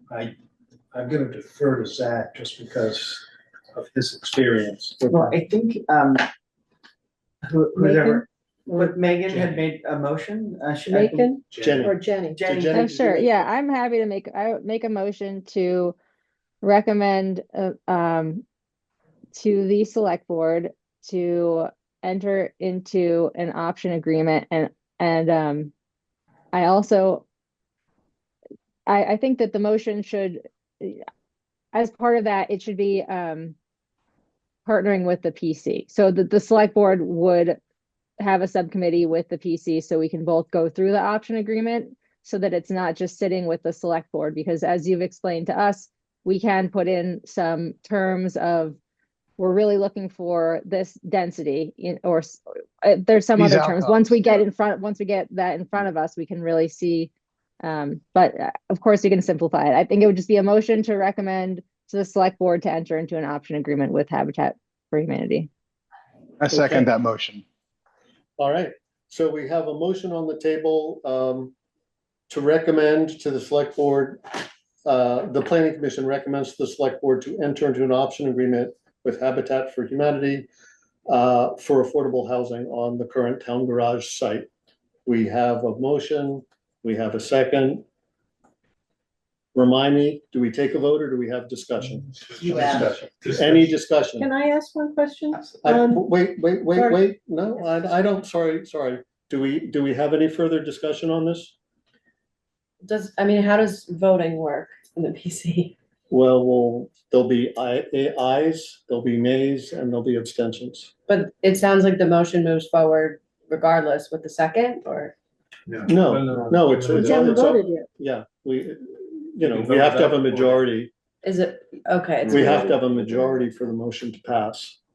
Okay. Okay, so we have a motion, we have a second. All in favor, please say aye. I'm an aye. Aye. Aye. Aye. Have 1, 2, 3, 4, 5. And Jim and Michelle, do we have nays? I'm not a nay, I'm an abstention, I guess. Okay, we have 1 nay and 1 abstention. And the motion passes. Did you have a question? I did, and that was, I remember earlier on when you were talking about the option agreement, there was a time frame that how long that option agreement is in place. And what is that? It's, we probably, I think we would probably ask for 2 years. The select board might say 1 year. So at this point, I think because you did leave it open for the select board to basically negotiate the option agreement. So they may put all the conditions in place that they like. And so the term, the sales price, all of that at this point would be in the hands of the select board if they decided to move Well, forward. we did say in what you just voted on, partnering with the PC, yes? Wasn't that Well, I part think of we it? just voted, we didn't vote on the second part of Jenny's motion, Oh, that the PC recommends. That's, well, I thought it was, my vote was riding on that part, to be. yeah, I mean, I have it just Isn't that down gonna here, just that the be their select board decision, into an though? option Like whether or agreement, not they let us partnering participate? with the We voted, PC. we voted on a motion to recommend to the select board to enter into an agreement for affordable housing on the current town garage site with Habitat for Humanity. Was the motion. Sure. Okay, sorry. But I think at the select board meeting, if we'd like to discuss or talk about the PC's role or what role the PC is hoping to have in it, I think that's a great time the select board will probably ask, what role does the PC want to have in this? Well, they may turn it back to us too, to give our input too. I could see that happening. You would think, yeah. Yeah. I would hope. It's kind of our little nest egg. Well, let me ask you, what role do you think what role do you wanna, beyond, like, say it sounds like there's committees that will form. I wanna make it happen, that's my role, try to provide affordable housing in Warren town, that's, whatever But you that want is. some input. Yeah, to Same make it as- happen. I'm sure Michelle wants some input. Yeah. Well, maybe we'll ask Zach, how can Adam and Michelle have input to make it happen? So, so how are we going to, inform the select board of the PC's desires for density, adhering to the town plan? 14 units, how are we gonna convey that to the select board? I think. Because we I do think that that's first, super important. Right, that's step one. Camilla has asked for that. She's asked for that basically, I think in a document, in an email. She's just said the more specific we can be with our recommendations and conveying information, the more helpful it would be. So she's certainly just asked for it. She hasn't given us a format or a time frame, but she has said that when she's been at the meetings. But, okay, I agree with that, I agree with that, but step one is not how many units are we gonna build, step one is feasibility study. Right. Which hasn't started yet. To determine. Which, yeah. to do a feasibility study means that But those Habitat- terms that Jim is mentioning would need to go into the option agreement that we're discussing. could go in. Well, So step one, it sounds like, if I heard correctly, if we want to move forward with this, is the town has to enter well, the town could choose to enter into an option agreement with Habitat, at which time Habitat would undertake a feasibility study. And from that feasibility study, we would, once that's completed, as I understand it, we would have a much better idea of what could be. So how do you, but I get what people are saying. We want a lot of housing there. Right. You can't promise a lot of housing yet until you do your feasibility study. How do we square that? I think, so in our committee work, what we do is, the finance committee will recommend something condition upon this. So you could create a friendly amendment to your, or redo the motion, however you'd like to do it. I don't know what Robert's rules of order. But you could then, add conditional, the planning commission recommends that the select board enters into an option agreement with Habitat for Humanity condition upon maximizing density, on guaranteeing full-time home ownership. And of course, it's up to the select board whether they also choose to include those things, because ultimately it is their decision about what they want to include in the planning, in the actual option agreement, if they want to enter into an option agreement, which, but so you all could add conditions about, or just additional language in your motion.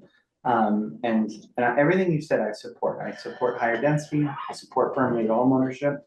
I think the town plan goals are, that's inherent. It's in, yeah, so that piece you wouldn't have to include, but I think density and homeownership is, we would totally support those things. Full-time residency, I think Full-time is what you're resident. saying. Yep, Okay. absolutely, yep. Yeah, absolutely, yeah. Homeownership is different back then. So I'm thinking that that's something in our presentation to the select board that we can just recommend that they include those elements in the option agreement rather than taking another vote. Does that sound okay to people? Yes, definitely. Okay, then. I guess at what point are we as a planning commission, like putting together what these points are that we present to the select board? Like, do we have another meeting before we go in front of the select board? Well, yeah, because our meeting's always right before theirs, the Okay, Monday so before. maybe Bumping we, into town meeting, so I mean, it's gonna be short, on a short window here. They. Yeah, February 23rd, and their next meeting would be February 24th. okay, so maybe we put that on the agenda to make sure that we are sort of all in agreement on things that we would like to see in a potential option agreement. Mhm. Can I ask a question? I know that I you've been just, I'd like to, I'd make a comment here at the end, if that's okay. Sorry, Nick, and Lisa, can you go after Lisa Miserandino? She's in. Would be happy to, sorry. Yeah, no, I'm Go ahead, Lisa. So I know that you've been talking a lot about this and meeting with different people. And what I'm gathering from this, well, my question is, have you developed a set of criteria of what you would like? You know, I'm hearing it coming out now, but you know, it just doesn't seem clear enough. You know, you talked about density, you talked about home ownership. Sounds like maybe you don't want rentals. And so even if it's just a simple list, this is what we're looking for here. And there's been no community outreach to have this conversation. Right. Other than Is- just your meeting. Well, there was I'm just outreach, asking there you. wasn't a ton of engagement, but there was. Right, I mean, I think did that. many oh, posts sorry. about the December 8th meeting Yeah, being I'm about this just, I'm topic. just asking. Yeah, It's like, I think these it's. are- This is what we're hoping for. It doesn't have to be in legal language or anything, but. I don't think we actually have. I think we were trying to avoid a top-down, this is what the planning commission wants to see. Yeah. So we don't have this is exactly what we want to see. If that answers your question. But But do you think that that would be a good idea to have a list of, and maybe the criteria, they don't have to be set in stone, but we're hoping for is this, and I'm not hearing that. I'm hearing you skirt around it, but it's up to you. Well, maybe we're skirting around it. If people have suggestions, we're open to hearing. And I mean, I sort of trust the Habitat model that they know how to get affordable housing done. They know how to screen for people, and that if we partner with the right folks, that we'll get what we want, that we get affordable housing. And if we keep endlessly talking about what do you want to see, what do you want to see, what do you want to see, But is which it we've been all doing. affordable? Is it all affordable? Are we hoping for I a mean- mix? Are we hoping no rentals? Are, I will think- say the bond vote only passed in November, so it's like, we've only really been seriously talking about this okay, for 3 months. Sorry, go ahead, Jim. Well, I think you're hearing the planning, from my point of view, it's a compromise. Because, you know, ideally in my mind, I know that I want rentals in there, I want, you know, mixed incomes, I want a neighborhood, I want a lot of things. And I can list about 12 things and these guys can say, I can build 4 units. And it's like, well, why give them a bunch of unrealistic expectations? Sure, we could write down a lot of things, but I think I'm settling on a compromise of what's the best we can do within the constraints of, you know, our partner and what the piece of property will support. I do think it will support 14 units. I'd love to see these guys buy in for 12 years and say, look, we're doing 1 every 2 years. It's gonna be a neighborhood, you know. But make that part of their option agreement that they're boxed into the town of Warren for the next 20 years. I don't know that they want that. I don't know. Maybe Well, they and that do. wouldn't be mixed income. It would be all. Macon, Right, Macon's had and his- there's, yeah. Sorry, Macon's had his hand up. Macon, please. Well, I guess the first thing is it Lisa, right? I just really appreciated your point. Did I get that right? Yes. yeah, Yeah. You know, just about kind of leading with what the policy goal is, you know, so we own this land as a community. How do we want to use it to sort of change the community? And to me, that's how, you know, it would be great if we all agreed on a few basic thoughts about what we think should be there. Maybe that is for another time a conversation to have. But for example, making sure that it's always full of full-time residents is one thing. It's different than income diversity or income variety, and it's different than a few other criteria. So I just think it's worth naming those as we go into it. And I'm agnostic about rental to that extent. The other thing I just wanted to point out is just maybe something that I've learned over my time on the Planning Commission last few years. And hearing your question, Michelle, I really appreciate where you're coming from. And with all due respect to the Habitat team, you know, I don't see it as a perfect option by any stretch, but it's an option, and they're in the room and they got experience and it's got momentum. I joined this 3 years ago and we were submitting the looters. You know, I want to see things happen in our community.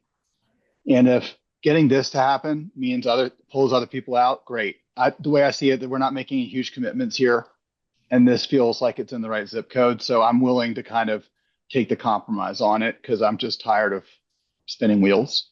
And I just wanted to explain why I was a little bit more pushy on it than maybe otherwise would be. That's just how I'm feeling. But really, again, excited for the presentation tonight and to move it forward.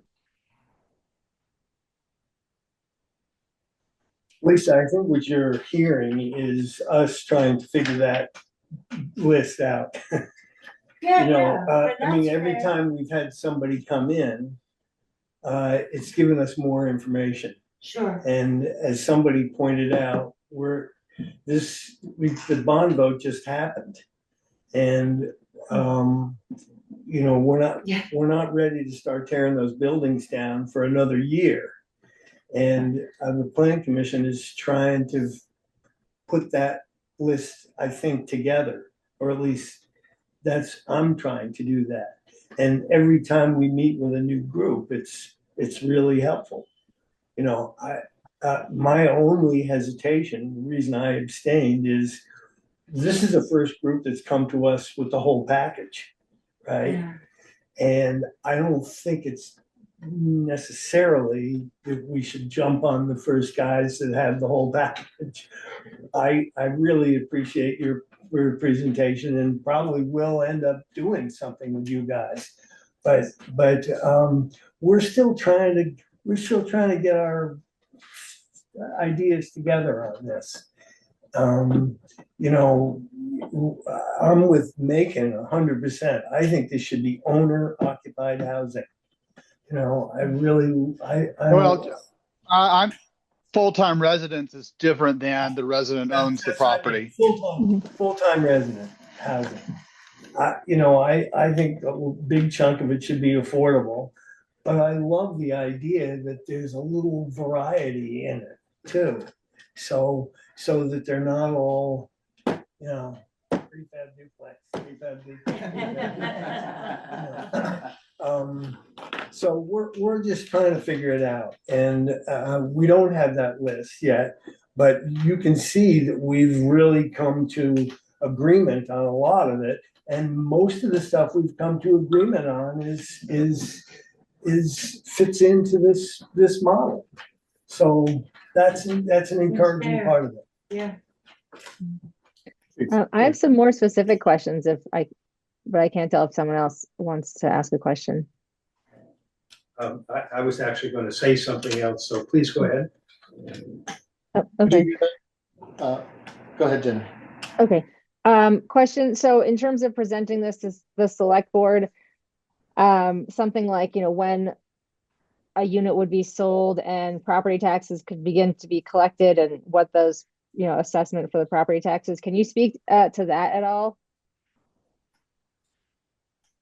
It'd be a lot of speculation, because again, so it sounds like the town garage is going to be used for the next year or two, which means that we likely wouldn't be able to start any work on it until, and that means demolition and site remediation. And it's really, we have no idea how long that could take. If it's, and I think the state actually even lists the garage as a brownfield site already. I thought I saw some sort of star on there when I looked on the A&R Atlas.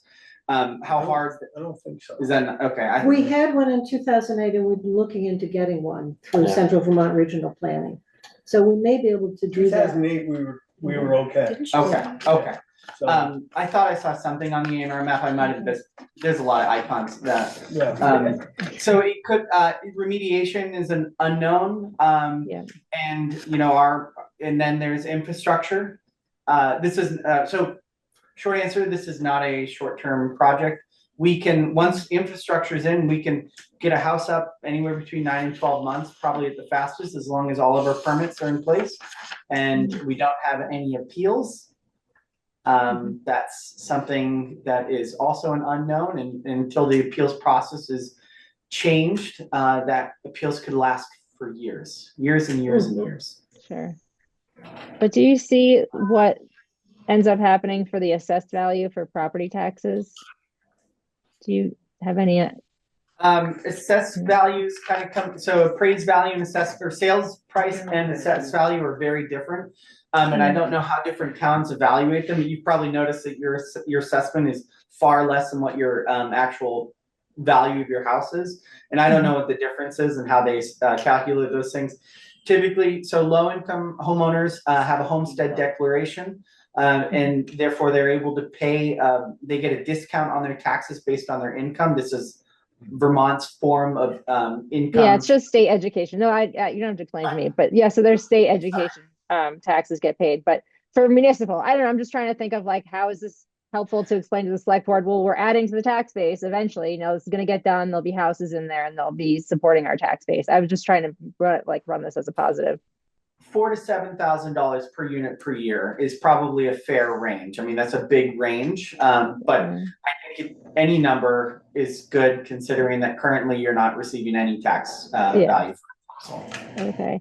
And then could the option to purchase just say, to the extent that we are zoned for 12 units per acre, the option could say, you can purchase this if you purchase it to build at the highest density? Is that acceptable as a term? I think I don't know what, I believe the highest density was, I thought it was 12. I read that report that the students did, and I thought that's what they It had is said. 12. Our goal would be to do the highest density possible. The site may not allow it.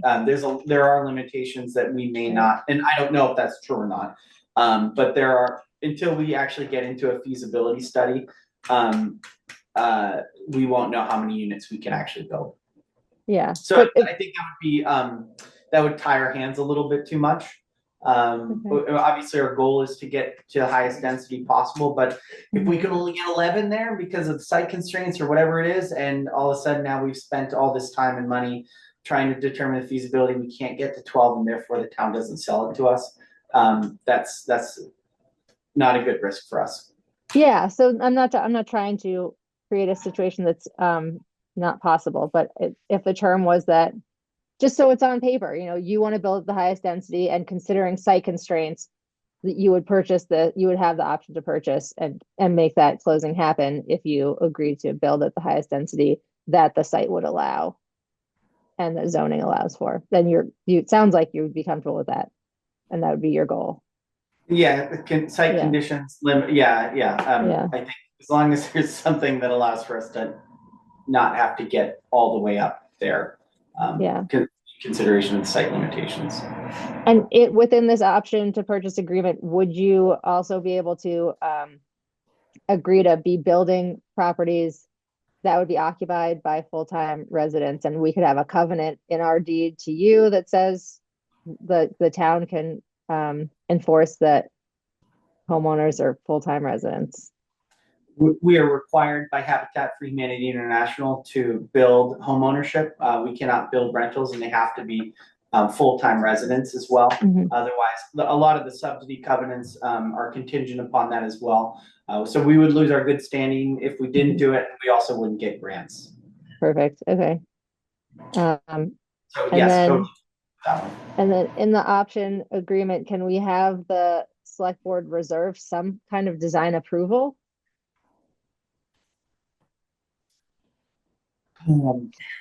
Sorry, I feel like we're trying to get Better less ask them. detailed.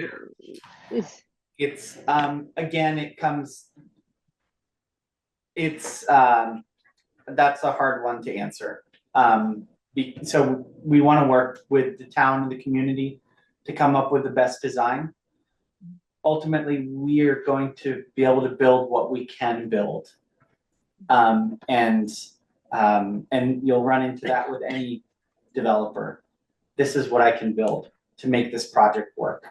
And so if I'm going into this, trying to figure out what I can build, and then when I get to that place that says, this is the best, most efficient use of this parcel, and the select board says no, again, it's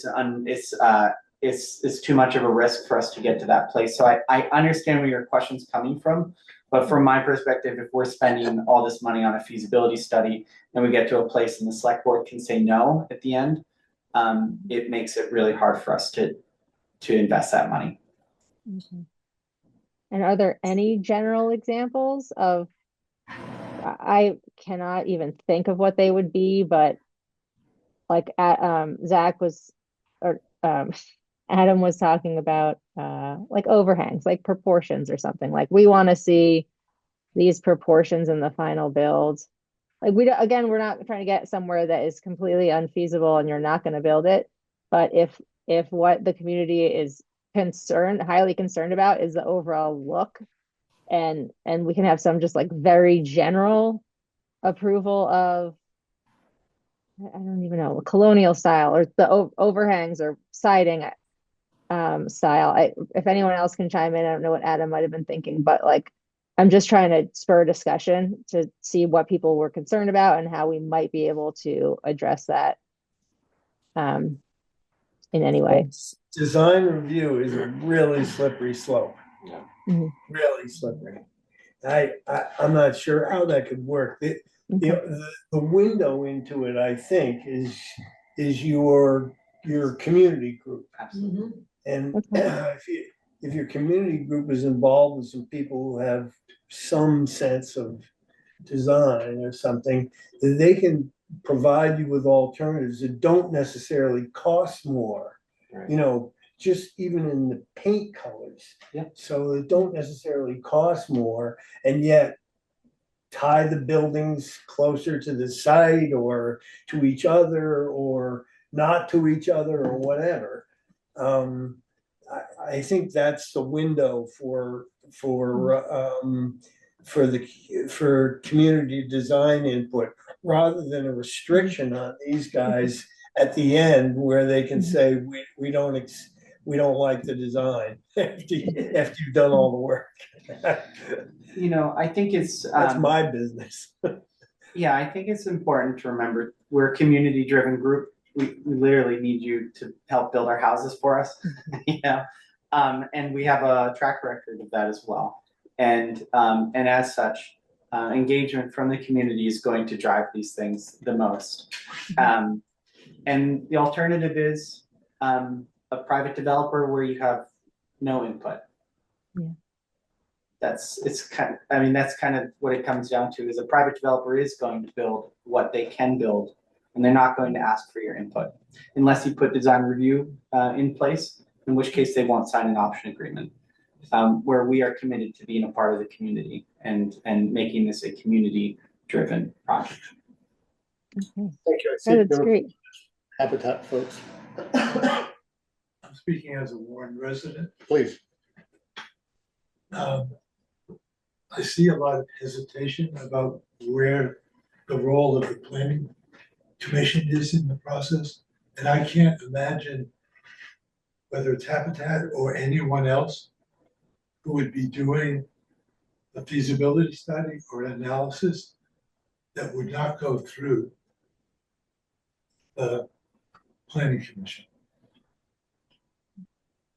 I mean, I don't know, I actually don't know what the anxiety is that the planning commission would review, set standards and criteria, and be engaged in the process. Whether Jim says, you know, whether it's a design review at a micro level, what level are we at? The design of the whole layout, the infrastructure, the unit types. I would assume that would be an active process without reservation.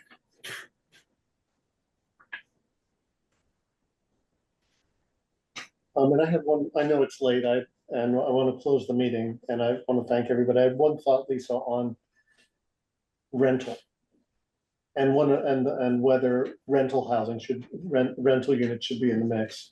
And we've heard from developers that the town, I mean, the short answer on that is the town doesn't have the capacity to be the landlord for rental housing. We've heard from private developers not interested. You know, the downstreet model did not appeal to us. So 30 units, big box. So that's why I should have explained that. And it was a good question. I should have explained why we kind of moved towards a homeownership. Dan, let me just be clear on that too. I get that there's one scenario where people think of a big box and you know, we've discussed that. There's also a scenario where someone has a home, they work with Habitat, they build it, and 5 years into it, one of the partners gets a job on the West Coast and they decide to move and they want to rent their house. Can they rent it to a full-time resident? Right. So I just want to point out that the notion that there would be rental, like, could the homes be rented, is just a valid question and I'm sure this is something you've run into before in terms of the agreements. And like, it's not necessarily a bad thing. What we want to avoid is short-term rentals. The homes cannot be rented. They have to be full-time residences. Okay. So owner occupied? Owner occupied in the covenant. But I'm still on this assumption that not all of the dwellings in the town parcel are going to be built through the Habitat program. I'm thinking of the other ones. So there's sort of the like policy for the town parcel that the planning commission needs to articulate. And then there's the development of dwellings on the town parcel, of which my understanding is Habitat is likely going to could develop a significant portion, but would likely not develop all of the dwellings on that parcel. Is Right, that so correct? other homes that are owned by individuals that didn't go through Habitat could potentially rent their homes, and we could put something in the HOA that Right. says you can rent, but it has to be full-time or But- more than 6 I'm- months, whatever it is. Yeah. But are we trying? I really to don't really maximize- care too Sorry, much. are we I'm trying trying to to point out the maximize different rental affordable things. housing on the, Megan, if we're trying to maximize affordable housing on that parcel, why are we going so quickly to just a straight up market? Wait a minute, Option. are we What are you trying to talking about? affordable housing on the? I thought we were trying to maximize affordable housing on that site. I think aren't we Yeah. talking about maximum density? Yeah, we're talking about that. Housing on the site. You just said a lot of other stuff that I wasn't saying. All I was trying to say is, you said rental housing as described as like a big box of units meant to be rented.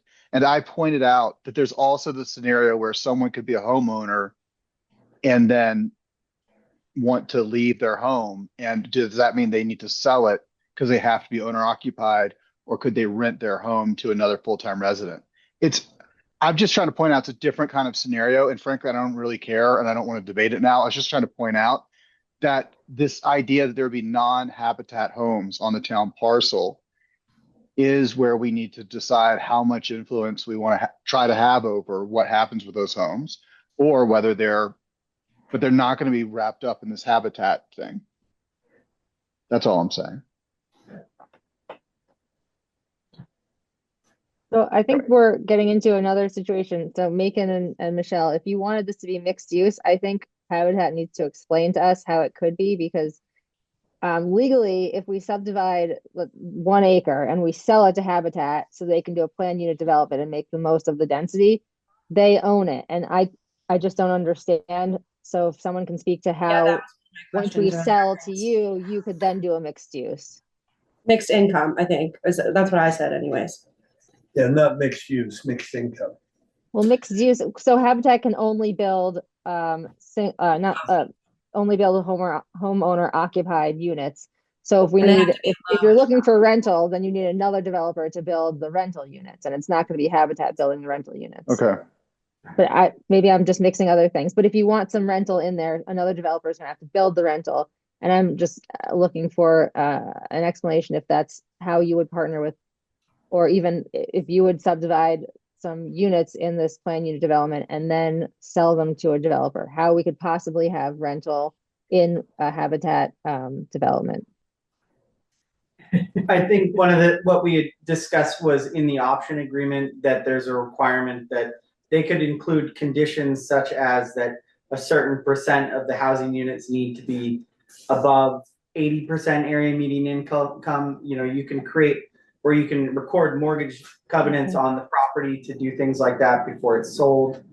So there are ways of making sure, you know, the proposed plan has to include these types of things. It also has to include higher density. You can include these conditions in your option agreement, and I think we are committed to a mixed income, mixed use. We don't care either way. I think rentals are just as important as homeownership. Ultimately, for us, we want to allow flexibility on what can be used for the fair market units so that we can actually find a developer who can do it. Because ultimately, even in that case, the fair market developer is going to do what they can do. And right now, rentals is what fair market developers can do. Okay. And it's harder to recuperate on homeownership. All right, so I think does that add some color to, you know, Macon and Michelle wanting to have rentals, and so that the option to purchase agreement would have something in there for Habitat finding a fair market developer. Right? I mean, that's what we're saying that we want. Not what I want. Yeah. No, I want to be, I'm sorry. I want to be very, I don't know, it's kind of loud. So what you're saying is that the feasibility study would involve looking at the total number of dwellings that this property could have, and then the portion that Habitat would build, and then Habitat would want to find a private developer to work on the remaining. If that's what we want. I feel like I was hearing people say that they want rentals. Okay, so then the rental was when all I was trying to understand was, like, let's say that my wife got a job in California next week, and I was like, shoot, I got to move to California, and I decided to rent my home on Woods Road and through a long-term lease to another family. Like, I can do that. Could I do that if I was a Habitat family, or could I do that if I was a non-Habitat family in one of these homes? That's all I was trying to ask. Had nothing to do with like a big box of rental units or any of this stuff in terms of intention. It was more just trying to understand how these homes are sort of conveyed and the restrictions on them. So I would love to hear a scenario that's like, hey, rental could work this way. It doesn't seem that feasible as like a primary intention for this parcel. And it seems like what has been described from the Habitat folks makes a lot of sense. So I'm not pushing for like, great, how do we make as much rental property as there? I was just trying to point out there are scenarios where these homes might need to be rented to other full-time resident families, but frankly, it's like a minor thing that I'm sorry I even brought up. Yeah, that's all. Okay, well, I guess Jim had also mentioned wanting a mix. I'm just trying to have the discussion about it. We certainly don't have to, but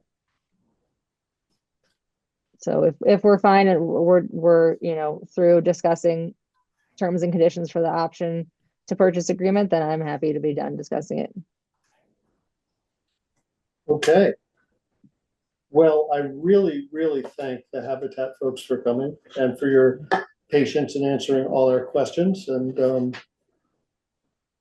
I look forward to seeing you at the select board. And where we'll be, I think it's the 24th, where will we be presenting? We'll be presenting, the planning commission will have recommended that they enter into this. Well, you heard our motion. I did. So, we'll see how that goes. We'll see how that goes.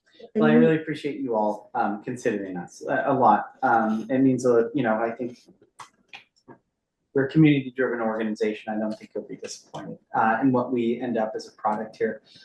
And also, just want to say, you guys are doing what select boards. We're interacting with select boards in Plainfield, in Barry, in Berlin, in Greensboro. They're all trying to figure this piece out, and a lot of them have gone down the road of years of like, let's figure out the best use of this parcel. Like years and years and years discussion. Things get lost, they get dropped, and then ultimately, what I've seen is it always ends up with, let's just give this away to somebody and let's let them do the best use of it. It's almost inevitable. So I think you guys you're asking, from my perspective, you're asking all the right questions, and they're good questions, and I'm excited to have your support. Well, thank you for your patience. Thank you for coming in. Thank you. Nice to finally meet you. Yeah. Thank you for doing what you do. Really exciting. Yeah, well, I expect all of you, now that you voted in support of it, or abstentions or nays, I expect cameras to be swung on site too, so. Yeah. For sure. Wait a minute, it's all panel construction, you don't need. I know, we don't even need cameras Hello? How about a motion to adjourn? Yeah. Who? I second that emotion. Second, all in favor of adjourning, please say aye. Aye. Everybody. Thank you, everyone. Thank you. Thank you. Thank you.